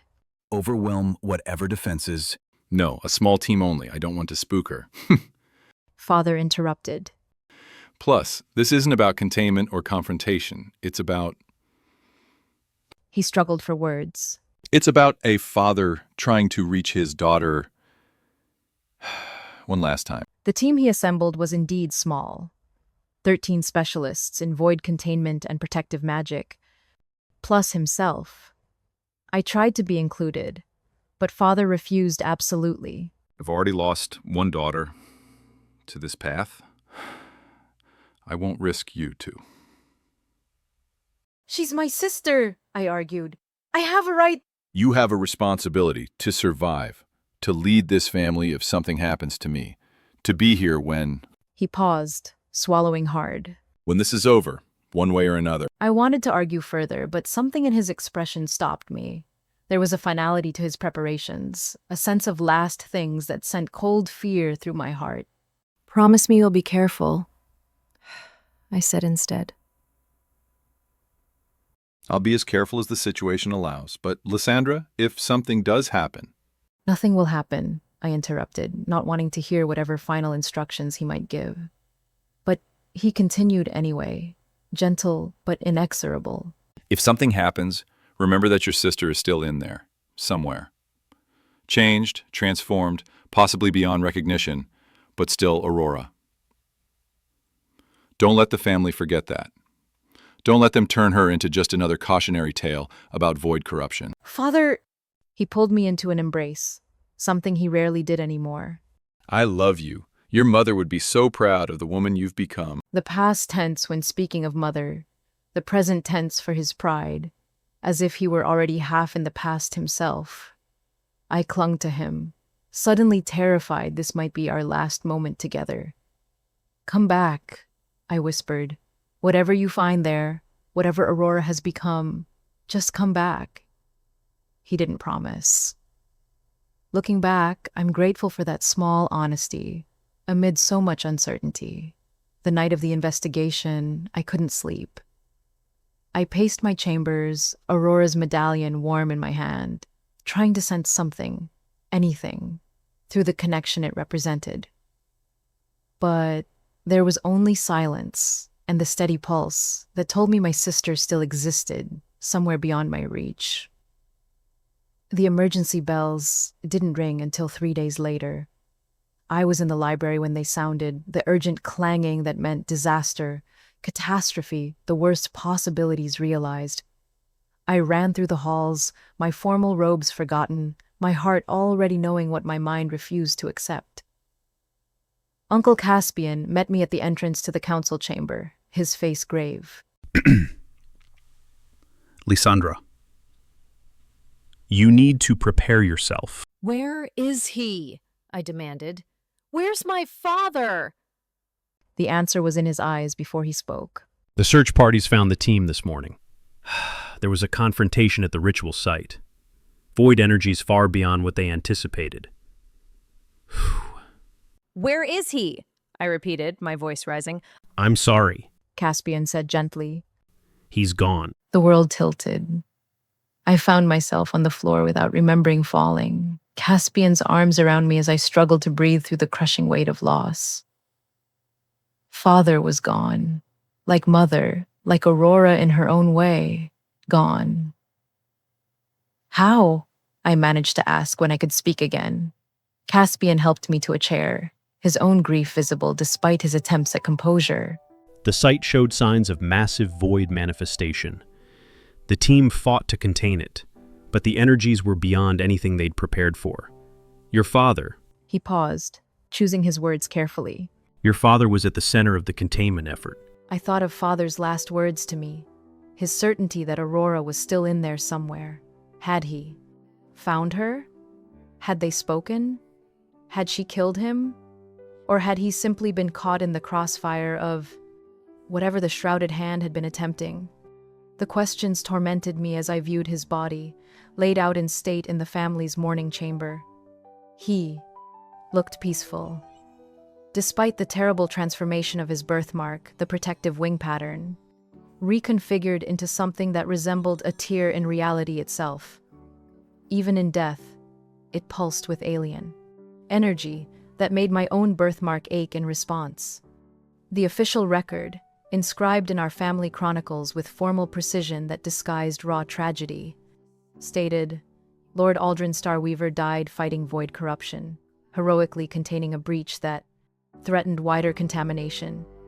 His sacrifice prevented catastrophic failure of regional reality, boundaries. But I knew better. In clearing Father's study after the funeral, I found his private journal, hidden in a compartment I discovered only by accident.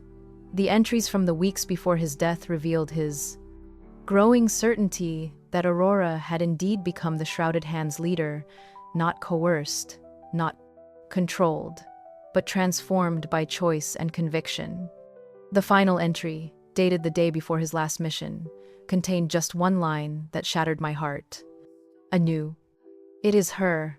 My brilliant star has fallen into darkness, and I cannot bring myself to do what must be done." What had he meant? What had he been unable to do? Kill Aurora to prevent further void corruption? Submit to her perspective? Simply walk away and pretend he hadn't found her? The ambiguity haunted me as I struggled to assume responsibilities I'd never expected to bear so soon. At 20 years old, I was suddenly the heir apparent, with Uncle Caspian serving as regent until my 21st birthday. The weight of it, the politics, the magical responsibilities, the sheer impossibility of filling the void left by my parents threatened to crush me. But I had no choice. The family needed leadership, needed stability in the face of growing uncertainty. The Shrouded Hand's influence was spreading. The Night Rose branch was growing bolder in their challenges to traditional authority, and somewhere in the shadows, my transformed sister was orchestrating changes I couldn't predict or prevent. I thought of Mother often during those early days of grief and responsibility. Her diplomatic grace, her quiet wisdom, her ability to see patterns others missed. Had she known what was coming? Had her research into void energy and family history been an attempt to prevent this tragedy or understand its inevitability? And always, I thought of Aurora, my brilliant sister who had sought truth at any cost and was now paying that cost in full. Was she grieving Father's death as I was? Did she feel guilt, regret, sorrow? Or had her transformation carried her beyond such human emotions into something I couldn't comprehend? The medallion she'd left me remained warm against my skin, a constant reminder of connections that transcended death and transformation. Sometimes, late at night, when grief made sleep impossible, I held it and tried to reach through whatever bond it represented. Aurora, I would think, what have you become? What have we all become in your absence? But there was never an answer, just the steady pulse that said she existed, somewhere beyond my reach, pursuing purposes I might never understand. My 21st birthday arrived, with all the ceremony tradition demanded but none of the joy such occasions should bring. The formal investiture as family head took place in the Dragon's Hall, with representatives from allied houses and branch families gathering to witness the transfer of authority. Uncle Caspian placed the star-crowned circlet on my head, speaking the ancient words, "Through knowledge, stars are born. Through vigilance, reality endures. Through lineage, duty continues. I take up the mantle of those before me." I responded, the traditional words feeling like chains on my tongue. I stand guardian between order and void. I preserve what must be preserved, for as long as stars shine against darkness. The weight of the circlet was nothing compared to the weight of responsibility it represented. I was now the youngest family head in 3 centuries, thrust into leadership during one of the most turbulent periods in our history. The Shrouded Hand grew bolder with each passing month. The seals showed signs of strain that couldn't be ignored, and the Night Rose branch pushed boundaries that had held for generations. Lady Ravenna was among the first to offer her congratulations after the ceremony. She approached with that predatory grace I remembered from the council meeting years ago, and the meeting with Aurora, her black star birthmark seeming to pulse with its own dark light. Lady Lysandra. Such a heavy burden for such young shoulders. Your father's death was a tragic loss for us all, she said, inclining her head precisely as much as protocol demanded, and not an inch more. Yes, I said carefully, it was. Her smile was sharp as a blade. Of course. Some might say he died seeking answers to questions that should have been asked long ago. About your mother. About the true nature of the void. About what your sister has become. My sister, I said coldly, is no longer a matter for public discussion. Isn't she? Ravenna's eyebrow arched. When she leads the Shrouded Hand in demonstrations of power that challenge everything your family claims to protect, when she recruits from among our own ranks, when she pursues truths that were deliberately hidden. She is testing me, I thought. If you have specific intelligence about the Shrouded Hand, present it through proper channels, I said, falling back on formality as a shield. Otherwise, I have other guests to attend to. But Ravenna wasn't finished. She leaned closer, her voice dropping to barely above a whisper. Your mother knew the truth, you know, about the seals, about their purpose, about why they must fall. She was killed for that knowledge. Your sister seeks justice for that murder, and you stand here playing an authority while reality itself prepares to transform. My mother died of illness, I said automatically, though the words felt hollow even to me. Ravenna's laugh was soft and pitying. If that comforts you, child, cling to it. But comfort built on lies has a way of shattering at the worst possible moment. She stepped back, formal distance restored. The Night Rows stand, ready to assist the main line. Should you develop the wisdom to accept such aid. She glided away, leaving me shaken despite my attempts at composure. The certainty in her voice when she spoke of Mother's murder, the casual way she referenced Aurora's leadership of the Shrouded Hand, it all suggested knowledge I didn't have, patterns I couldn't see. Congratulations, Lady Lysandra. The voice came from behind me, warm and familiar despite the formal address. I turned to find Master Chen, my childhood tutor, and Aurora's before me. His round face showed new lines of strain, and his eyes held a sadness that seemed permanently etched. Master Chen, I greeted him, genuinely pleased despite everything. Thank you for coming. I wouldn't miss it, though I confess the circumstances bring more sorrow than joy.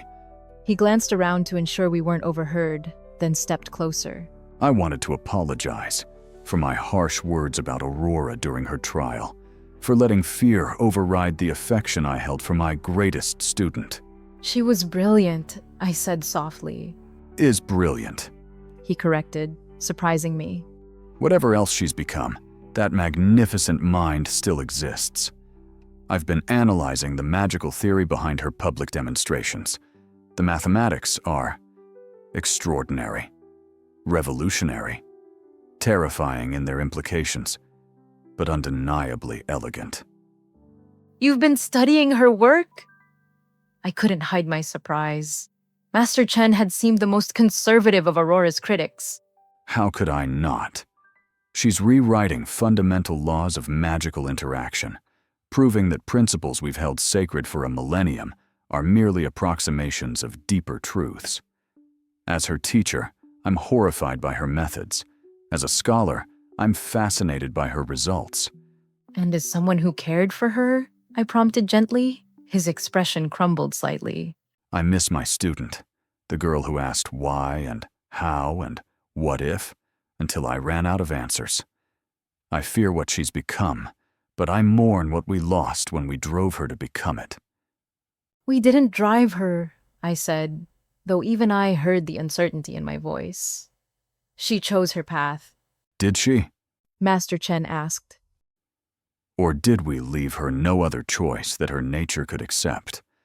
When a bird is caged, is it choosing to beat its wings against the bars, or simply expressing what it was born to be? He left me with that uncomfortable question, moving away to speak with other attendees. The reception continued for hours more, a careful dance of politics and protocol that left me exhausted in ways that had nothing to do with physical fatigue. Every conversation carried layers of meaning. Every congratulation held tests of my positions on tradition versus change. Everyone wanted to know what kind of leader I would be, and I wasn't sure I knew myself. It was near midnight when I finally escaped to my chambers, not my old rooms, but the family head suite that still smelled faintly of father's pipe tobacco. The space felt too large, too empty, haunted by absences that no amount of furniture could fill. I stood before the mirror, still wearing the ceremonial robes and the star-crowned circlet that marked me as the youngest family head in 3 centuries.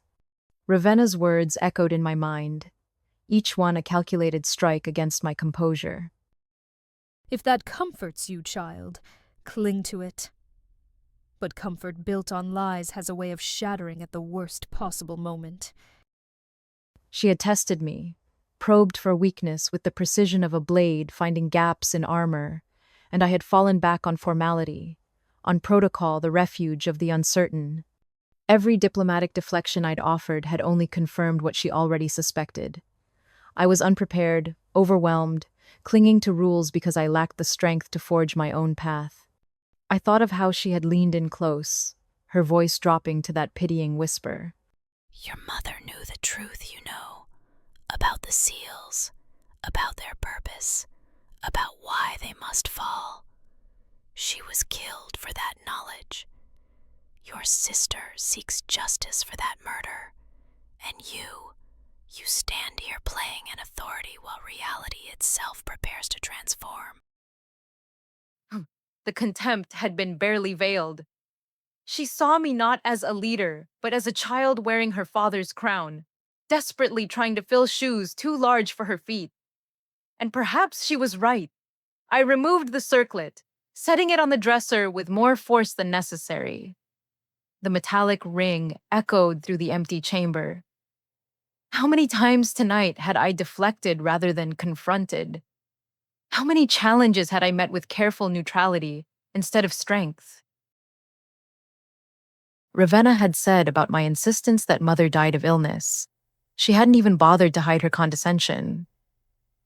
To her, I was weak a leader who chose comfortable lies over hard truths, who would rather maintain a crumbling status quo than face the transformation my sister had embraced. I gripped the edge of the dresser, studying my reflection with new clarity. I had been trying to lead as father had, with measured wisdom, careful deliberation, respect for tradition. But father was dead, consumed by his search for Aurora, and mother, whether murdered or not, was gone. The old ways of leadership had failed them both. If I continued showing uncertainty, if I kept retreating behind protocol and procedure, the Night Rose branch would devour what remained of the main line's authority. Ravenna had made that clear with every sharp smile, every calculated test of my resolve. She was watching for weakness, and I had given her plenty to observe. No more. I straightened, meeting my own gaze in the mirror. If Ravenna wanted to test the new family head, she would find someone different at the next council. Someone who didn't deflect challenges but met them head on. Someone who could match her aggression with equal force. The council respected strength, not youth. The allied houses followed power, not protocol. I couldn't afford to be the careful diplomat anymore, seeking consensus and avoiding conflict. That luxury belonged to established leaders, with unquestioned authority. I was 20 years old, thrust into power during a crisis that threatened everything our family had protected for millennia. Showing weakness now would invite not just Ravenna's contempt, but active challenges to my authority. Today, I corrected myself, noting the dawn light creeping through the windows. I would begin differently. When the Night Rose pushed their philosophies about evolution and transformation, I would push back twice as hard. They wanted to see what kind of leader I would be. I would show them someone who refused to be tested, who set the terms rather than responding to them. Someone who could be as ruthless as necessary to protect what remained of our family, even if it meant becoming harder than I'd ever imagined possible. I touched Aurora's medallion through my robes, feeling its familiar warmth. I'll become whatever I need to become, I whispered to the empty room, to my absent sister, to myself. Strong enough that no one, not Ravenna, not the council, not even you, can question my authority again. The reflection that stared back at me looked older already, the softness of youth hardening into something sharper, more dangerous. Good. Let them see this tomorrow. Let them understand that testing the new family head came with consequences. I would not show weakness again. The council chamber felt colder than I remembered, despite the warm afternoon light filtering through the crystalline dome. I sat in Father's chair, my chair now, though it still felt like a throne stolen from its rightful owner. The weight of the star-crowned circlet on my brow seemed to press against every doubt, every inadequacy I harbored. I had spent the morning before the meeting clutching Aurora's medallion in my private chambers, seeking strength from its familiar warmth. The impressions had been stronger today, fleeting glimpses of consciousness expanded beyond individual boundaries, of reality perceived as flowing potential rather than fixed structure. Were these Aurora's experiences bleeding through our connection? Or was the medallion itself changing me, preparing me for transformations I neither sought nor understood? Uncle Caspian had found me there, still in my nightrobe with the medallion pressed against my heart. His expression had been gentle, but concerned. The council will test you today. He'd warned, helping me prepare. Not just the Night Rose branch, all of them. They smell weakness in the main line, and ambitious houses throughout Silver Keep are already maneuvering for advantage. He wasn't exaggerating. Intelligence reports painted a disturbing picture of the city's magical landscape since Father's death. The Moonwhisper family had begun expanding their influence in the merchant quarters, pushing boundaries of trade agreements that had stood for decades. The Dawnforge clan was recruiting aggressively, building what looked suspiciously like a private army of battle mages. Even lesser houses were growing bold, testing magical restrictions and seal protocols with increasing frequency. But most concerning were the reports about the Shrouded Hand. Marina's network in the Western Quarter had documented a sophisticated recruitment campaign unlike anything we'd seen from void cults before. Instead of targeting the desperate and unstable, they were drawing in scholars, artists, even minor nobility, people of influence and intelligence, who should have known better. Now, sitting in the council chamber as members filed in for our first formal session since Father's funeral, I could see the effects of this shifting landscape in every calculating glance, every formal gesture that carried subtle challenge. The other houses weren't just testing a young, inexperienced leader. They were evaluating whether the Starweaver mainline could still maintain order in a city increasingly drawn to Aurora's promise of transformation. Such a tragic loss, Lady Ravenna said, her words cutting through my reverie. She stood before the mainline section, ostensibly offering formal condolences. Her deep purple robes seemed to absorb light, creating shadows that moved independently of her gestures. Lord Aldrin's dedication to traditional family values was admirable, if perhaps somewhat inflexible in changing times. The casual cruelty of it, implying Father's rigid adherence to duty, had led to his death, sent rage flooding through me. My hand instinctively moved toward where Aurora's medallion rested beneath my formal robes, seeking its warmth as an anchor against my anger. I could feel other council members watching, waiting to see if I would rise to the bait. Don't let her see she's affected you, I reminded myself, drawing on Mother's old lessons about court politics. Emotion is a weapon others will use against you. We trust that fresh leadership might consider more adaptive approaches to current challenges. Lady Ravenna continued, her smile never reaching her eyes. The city evolves, after all. Perhaps it's time our methods evolved as well. Behind her, Lord Thaddeus nodded sagely, his appearance of a kindly grandfather belying the sharp intelligence I knew lurked beneath. Other Night Rose representatives murmured agreement, creating a subtle chorus of support for their matriarch's words. They moved like a single organism, perfectly coordinated in their challenge to my authority. I felt Uncle Caspian tense beside me, ready to intervene, but I found my voice first. Evolution and corruption are often confused by those who lack proper grounding in magical theory, I said, surprising myself with how steady my voice sounded. The Starweaver main line has always understood the difference. We adapt our methods while maintaining our principles, a distinction that some branches seem to have forgotten. A ripple of reaction went through the chamber. Several neutral houses exchanged glances, reassessing. The young heir had fangs after all, it seemed. Lady Ravenna's smile widened, as if I'd passed some sort of test. Of course, Lady Lysandra.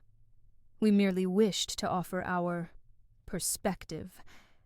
After all, In these times of expanding consciousness and new possibilities, multiple viewpoints can be so illuminating. The phrase expanding consciousness was deliberate, a direct reference to shrouded hand philosophy.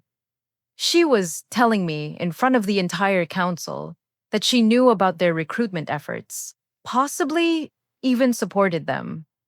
It was both threat and invitation, challenging me to respond. I let the moment hang, feeling the chamber's attention sharpen like a blade being drawn.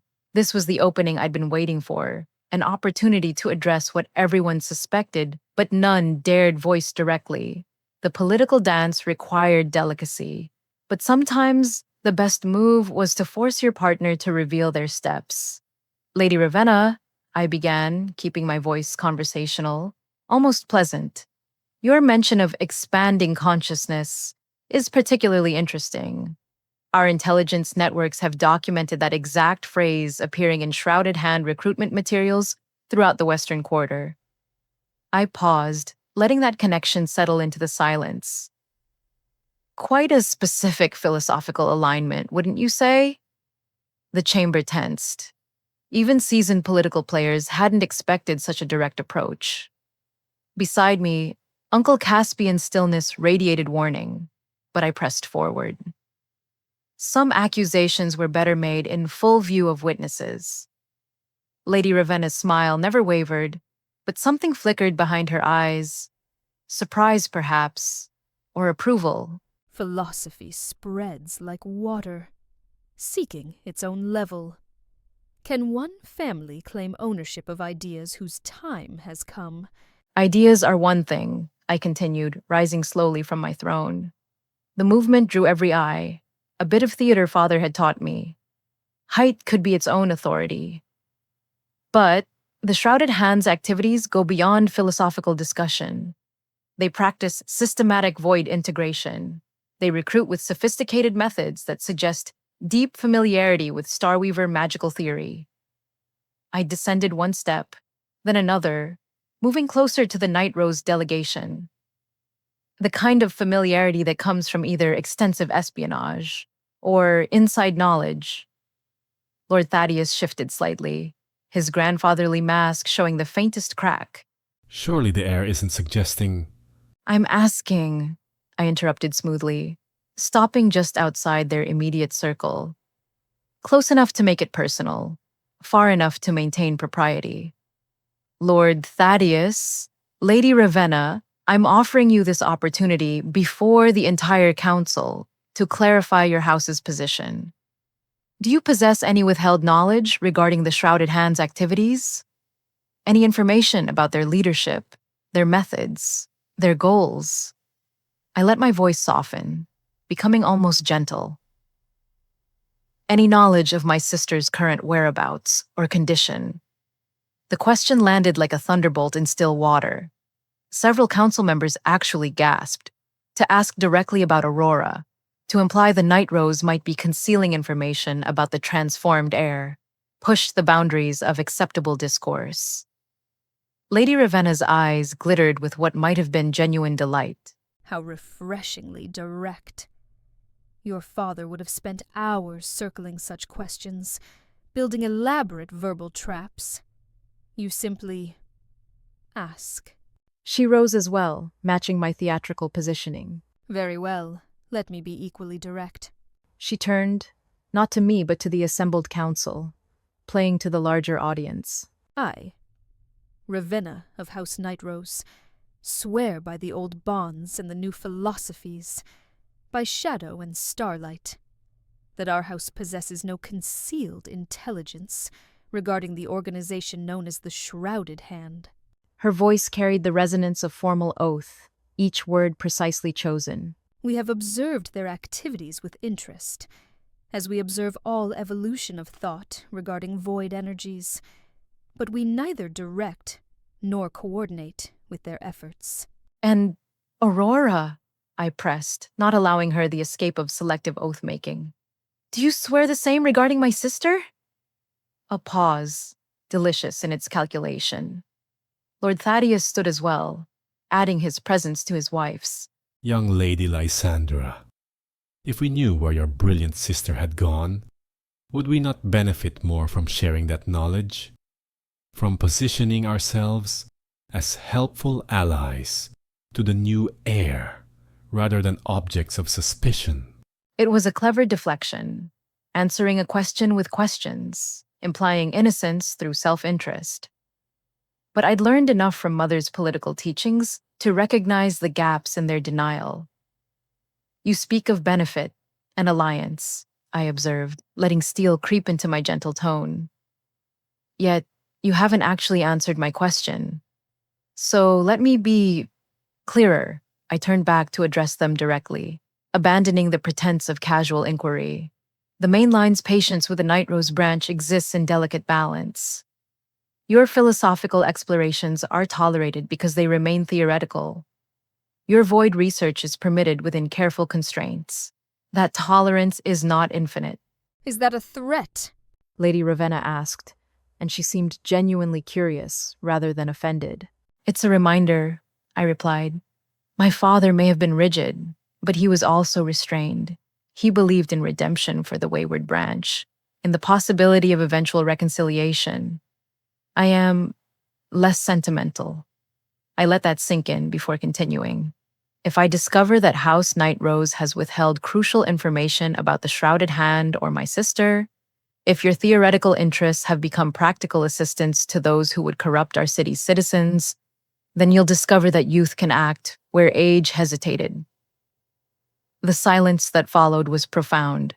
I'd just threatened one of the oldest, most powerful branch families in front of the entire council. Either I'd established my authority or signed my political death warrant. Lord Thaddeus was the first to respond, and his chuckle seemed genuinely amused. Oh, she is delightful, isn't she? Fire and ice, and careful calculation all wrapped in 21 years of life. He performed an elaborate bow that somehow managed to be both mocking and respectful. Let me ease your concerns, young heir. I, Thaddeus of House Night Rose, swear by my life's research and my wife's ambitions that we possess no specific intelligence regarding your sister's whereabouts or current activities. Nor do we maintain any direct communication or coordination with the Shrouded Hand's leadership structure. Their evolution is their own, though we watch it with the fascination of natural philosophers, observing a new species emerge. Lady Ravenna added smoothly. The oaths were carefully worded, I noted.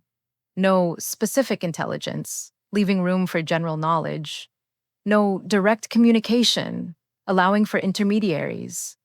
Natural philosophers observing, but observation could include many forms of subtle influence. Still, they'd sworn publicly. That carried weight, both magical and political. I accept your oaths, I said formally, though my tone suggested continued vigilance. And I trust the council has witnessed both question and answer.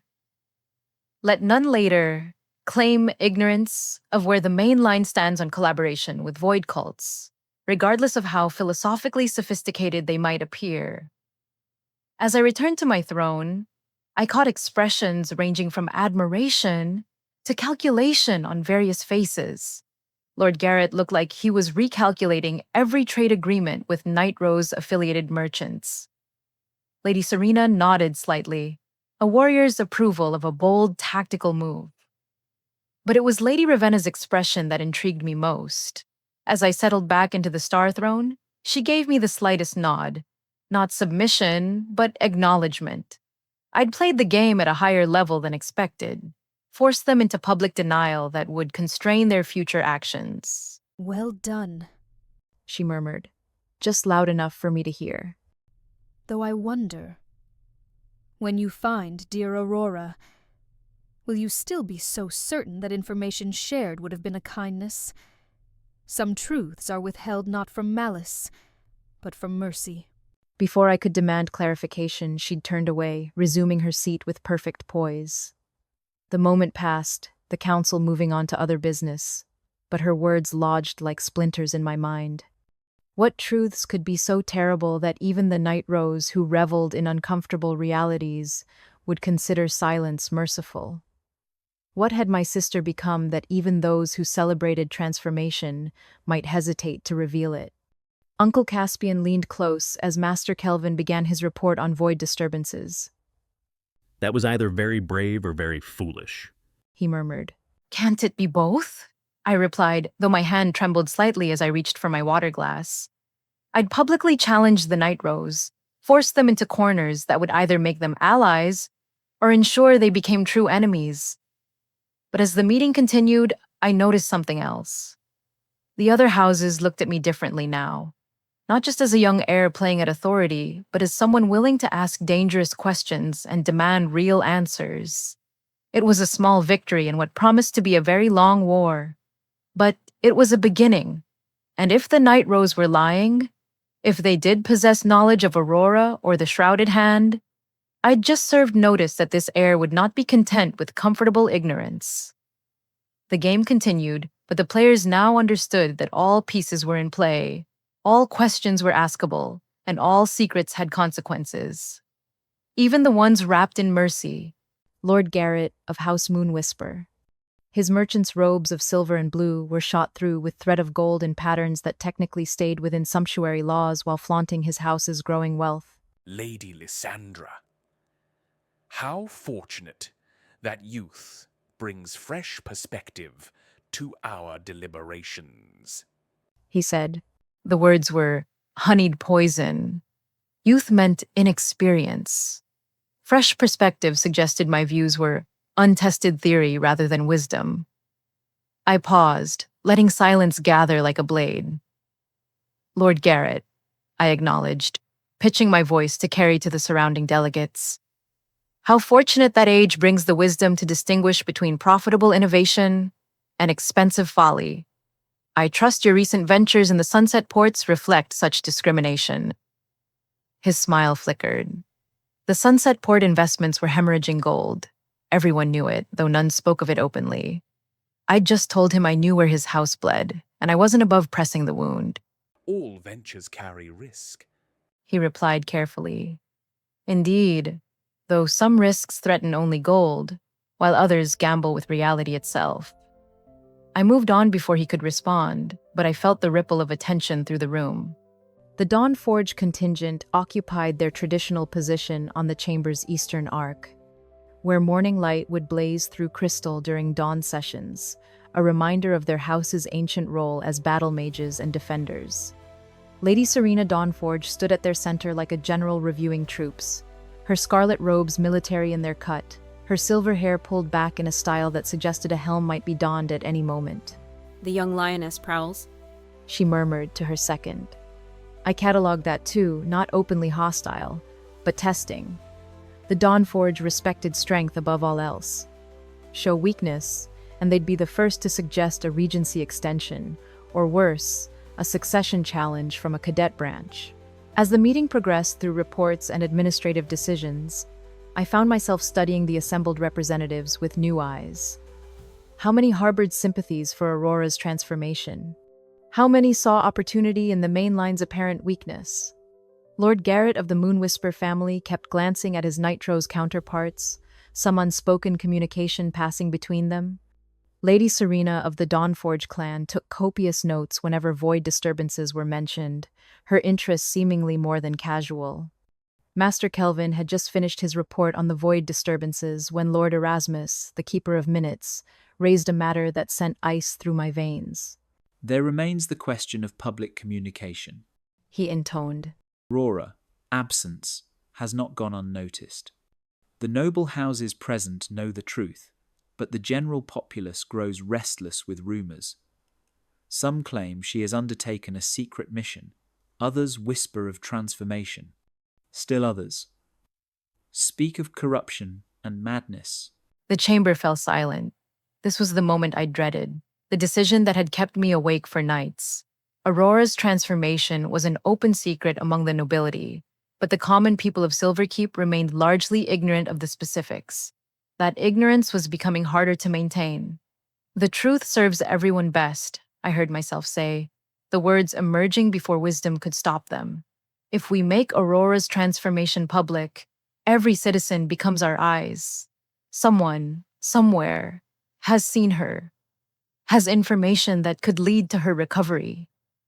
Secrecy serves only. Secrecy serves stability. Uncle Caspian interrupted smoothly, his hand on my arm a gentle warning. Forgive me, Lady Lysandra, but we must consider the broader implications. Lady Ravenna leaned forward, interest sharp in her violet eyes. How fascinating. The Regent Council's deception, while the heir advocates transparency. Do tell us, Lord Caspian, what broader implications justify lying to the people we claim to protect? It was a trap, beautifully laid. If Caspian argued for secrecy, he'd appear to validate Nitro's criticism of mainline hypocrisy. If he supported transparency, public panic might ensue. I watched him navigate the knife's edge with practiced skill. I counsel prudence, not deception. The public knows Lady Aurora no longer serves. They need not know the specifics of her journey to accept this reality. He replied calmly. Her journey. Lord Thaddeus chuckled, the sound like grinding stone. What delightful euphemisms we craft. The girl achieved partial void integration through brilliant research and careful preparation. She transcended the limitations we accept as natural law, yet we speak as if she contracted some shameful disease. She abandoned her duty, whatever her methods or motivations. That fact remains. Lady Serena of Dawnforge stated flatly. A Starweaver heir chose personal transcendence over family obligation.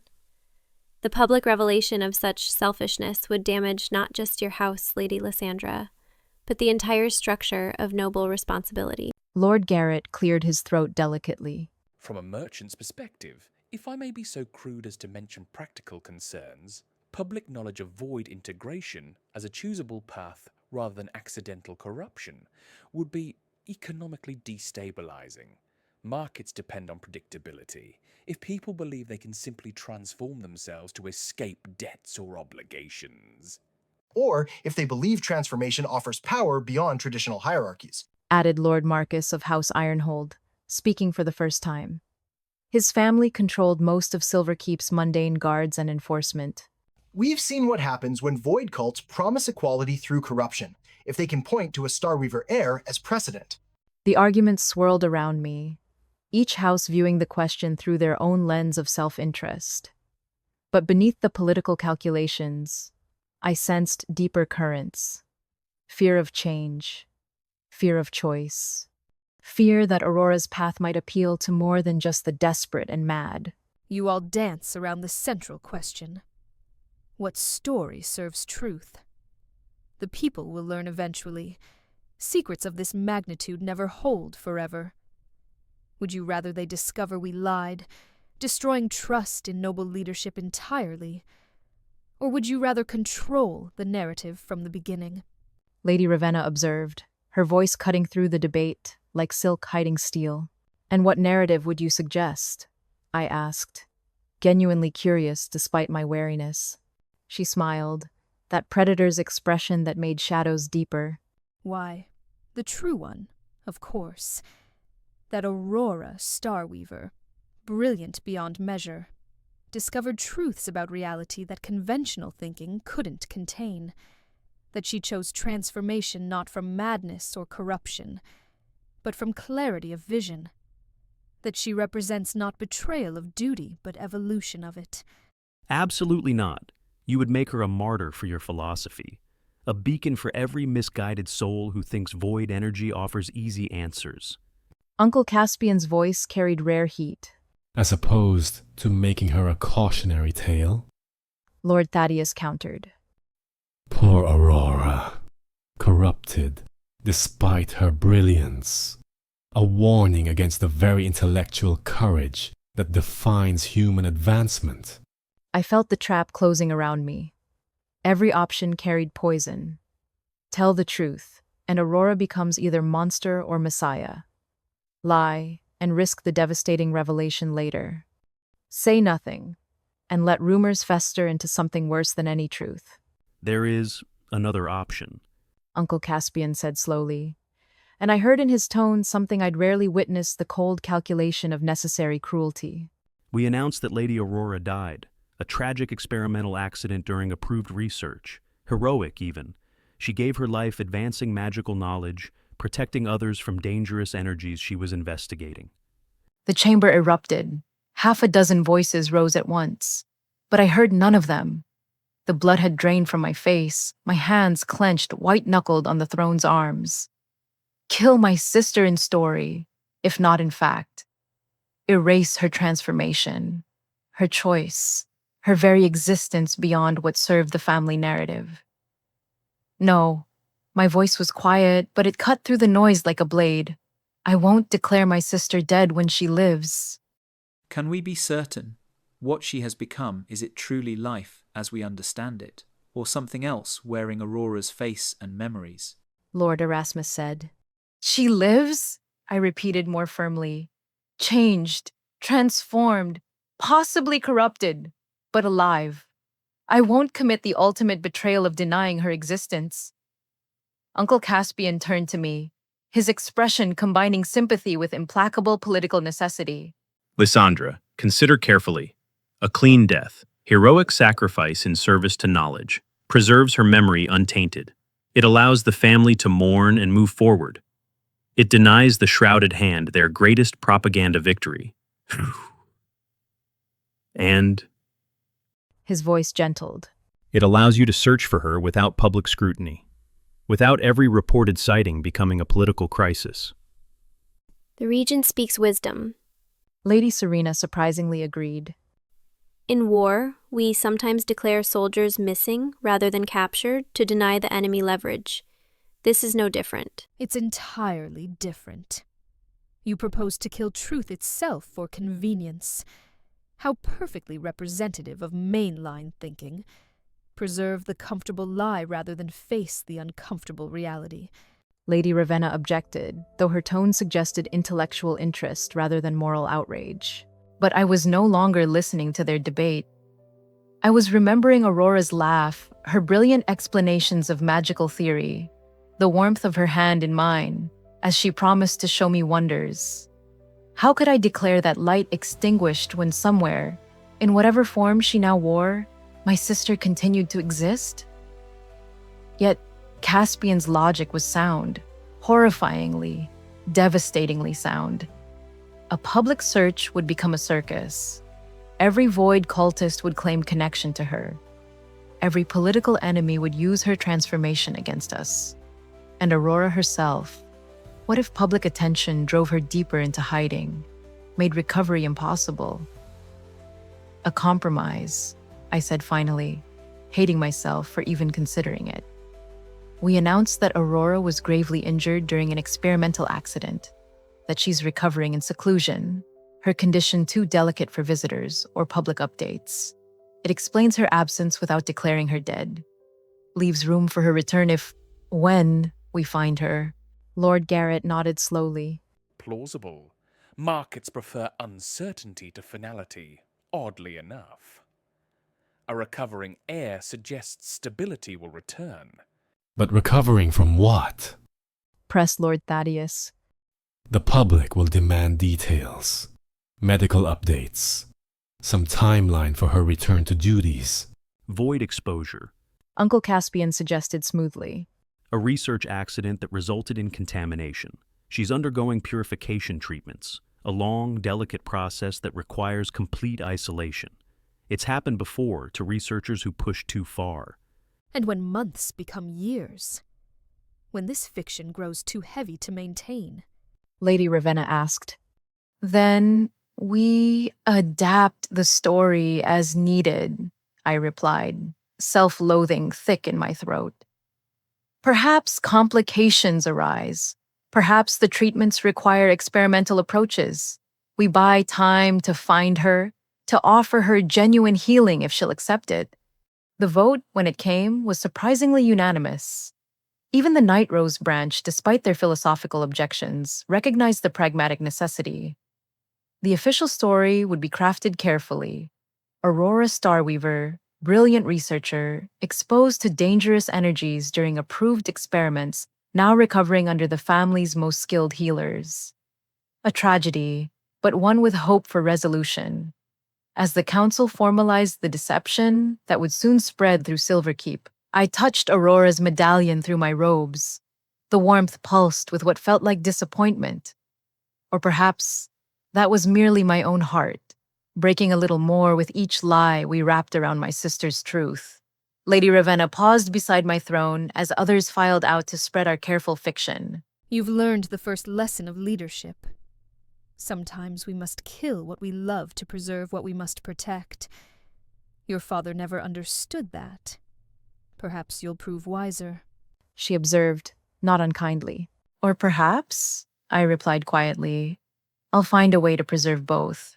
Her smile was almost pitying. Oh, my dear child.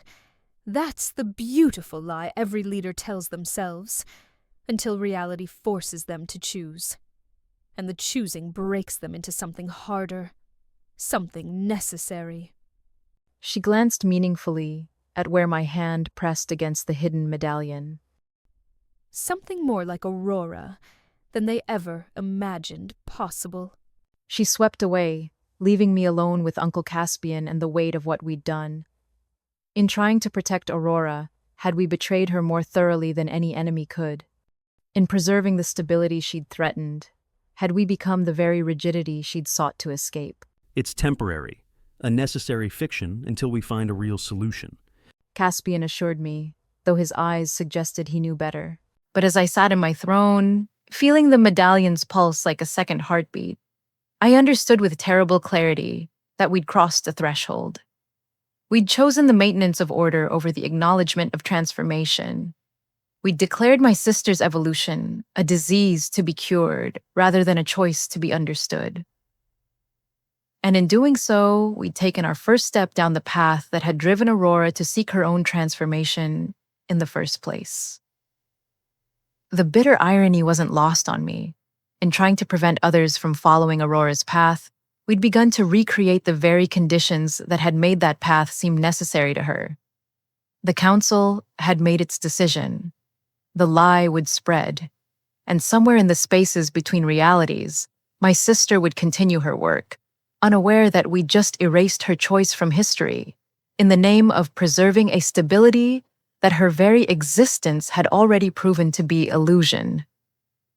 When the chamber finally emptied, Uncle Caspian helped me rise on unsteady legs. You did well, better than well. You turned their ambush into your proving ground. He said quietly. I showed them weakness, I corrected, leaning on his strength. Emotion. Uncertainty. Everything Father would have... Your father is dead. He interrupted gently. Partly because he couldn't show those things, couldn't adapt. You found a different way, acknowledging doubt while projecting determination. It's a harder path, but ultimately stronger. As we left the chamber, I caught a glimpse of myself in the polished crystal walls.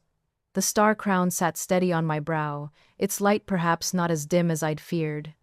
But in the reflection, I saw shadows gathering that hadn't been there before. Whether from the Night Rose influence, Aurora's medallion, or my own growing understanding that the world was far more complex than Father's certainties had allowed. The first confirmed sighting of Aurora happened 6 months after Father's death, during what the Shrouded Hand called the Night of Ascension. Our intelligence network had identified multiple ritual sites throughout Silverkeep where coordinated void workings would take place. It was too large an event to counter directly. We simply didn't have the resources to address a dozen simultaneous breaches. Instead, I authorized observation missions to the primary sites. I wanted to understand what Aurora was doing, what she hoped to achieve with such a massive demonstration of power. I insisted on leading one of the observation teams personally over the strenuous objections of my advisors. But I needed to see for myself what my sister had become, needed to witness the reality of her transformation with my own eyes. We positioned ourselves in an abandoned merchant tower overlooking the main ritual site, a plaza in Silverkeep's old quarter, where the veil between realities was naturally thin. Protective wards surrounded our observation post, designed to shield us from void energy while allowing visual and magical observation. As midnight approached, the shrouded hand gathered in numbers that took my breath away. Hundreds of robed figures moved with eerie precision, taking positions that formed complex geometric patterns across the plaza. Each wore a mask of black crystal that seemed to absorb light, creating the unsettling impression of faces that were voids in themselves. Void synchronization. One of my companions whispered a specialist in void phenomena who'd been studying the shrouded hand's methods. They're linking consciousness through void channels. Dangerous for the uninitiated, but it allows for coordinated workings beyond what individual mages could achieve. And Aurora controls all of them? I asked, though I suspected the answer. Not controls, guides. The synchronization is voluntary, but there's clearly a dominant consciousness providing structure and direction. As if summoned by our discussion, the energy in the plaza shifted. The assembled cultists, though that term seemed inadequate for their disciplined precision, began a low harmonic chant that made my bones ache despite our protective wards. Reality itself seemed to respond, the air thickening with potential. And then Aurora appeared. She didn't arrive in any conventional sense. Instead, reality seemed to fold around a central point, acknowledging the presence of something that existed partially outside its normal parameters. One moment, the raised platform at the plaza's center was empty. The next, my sister floated upon it. But floated was inadequate to describe her relationship with physical space. Aurora seemed to exist in multiple states simultaneously, solid enough to cast shadows in some moments, translucent as starlight in others. Her form maintained its basic human shape, but with a fluidity that suggested the boundaries of flesh were more suggestion than absolute. Her hair no longer simply reflected light but seemed to draw it inward, creating a cascade of silver darkness that moved according to laws I couldn't comprehend. The hunter's crown birthmark was visible even at distance, no longer confined to her shoulder but spreading across her visible skin in patterns that pulsed with void energy. But it was her eyes that struck me most forcefully. Even from our distance, I could see they had transformed completely. No longer human organs but windows into somewhere else, filled with swirling cosmos patterns that hurt to observe directly. By the first dragons, what has she become? The specialist said. I had no answer. This wasn't the corruption our teachings had prepared us for, mindless destruction and loss of self. This was something far more complex. Conscious evolution, deliberate transformation, a being who had chosen to become something beyond human limitation. When Aurora spoke, her voice carried despite the distance, reaching us through means that had nothing to do with normal sound. The convergence approaches, she announced, her words layered with harmonics that resonated in dimensions I couldn't perceive. The artificial divisions weaken. Soon, the false barriers between states will dissolve, allowing reality to flow as it was meant to, unified, unlimited, infinite in possibility. The assembled shrouded hand members responded with increased intensity, their chant rising as void energy began to manifest visibly throughout the plaza. But this wasn't the chaotic corruption we'd been taught to expect. The energy moved in precise patterns, controlled and directed by the synchronized consciousness of the participants. She's not trying to break the seals, I realized aloud. She's testing them, measuring their response to controlled void pressure. Probing for weak points. But for what purpose? My companion agreed grimly. I thought I knew. Aurora had always been methodical in her research, careful to understand systems before attempting to modify them. She was mapping the seal's structure, learning their strengths and weaknesses, preparing for some greater working that would transform rather than destroy. As the ritual continued, I found myself drawn into observation despite my better judgment. The patterns Aurora and her followers created were undeniably beautiful. Void energy and structured magic interweaving in ways that challenged fundamental assumptions about their opposition. It was like watching artists collaborate across languages that shouldn't be compatible, creating something neither could achieve alone. Then Aurora turned, her impossible gaze sweeping across the city, and I felt the moment her attention found our observation post. Despite our wards, despite the distance, despite every protection we'd employed, she saw us. She saw me. For 3 heartbeats, our gazes locked across impossible distance. I experienced a moment of vertigo as Aurora's transformed perception touched mine, showing me reality as she now experienced it. Not solid and fixed, but fluid and full of potential. Not bounded by traditional limits, but infinite in possibility. I saw the seals as she saw them. Not protective barriers, but prisons, constraining reality into artificial patterns that denied its true nature. I saw void energy not as corruption, but as the medium of transformation, the space between fixed states where anything could become anything else. I saw myself as she saw me, a being of light wrapped in unnecessary limitations, capable of so much more if I could only let go of fear. The contact lasted only seconds before our wards reasserted themselves, severing the connection. I gasped, finding myself on my knees without memory of falling, my companions' concerned voices seeming to come from very far away. What did you see? What did she show you? The specialist asked urgently, but I couldn't answer, couldn't find words for the experience of seeing through transformed eyes. Whatever Aurora had become, she hadn't lost herself to mindless corruption. She had evolved into something that perceived reality in fundamentally different ways, ways that were terrifying and beautiful and utterly incompatible with everything I'd been taught to believe. As the ritual concluded and the shrouded hand dispersed with their eerie synchronization, Aurora's form began to phase out of normal visibility. But just before she vanished entirely, I felt rather than heard a message meant for me alone. When you're ready to understand, little moon, I'll be waiting. In the spaces between stars, where light and void dance together, where truth lives beyond comfortable lies. Then she was gone, leaving only the evidence of transformed reality in her wake.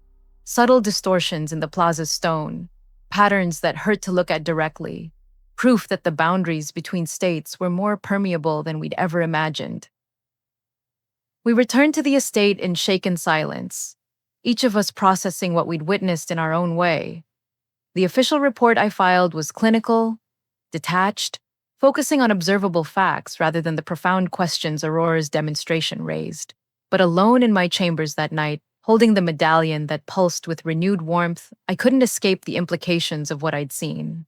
My sister wasn't corrupted in any sense our traditions recognized.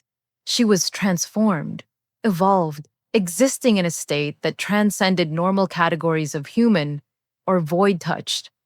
She was becoming something new, and she wanted me to understand why.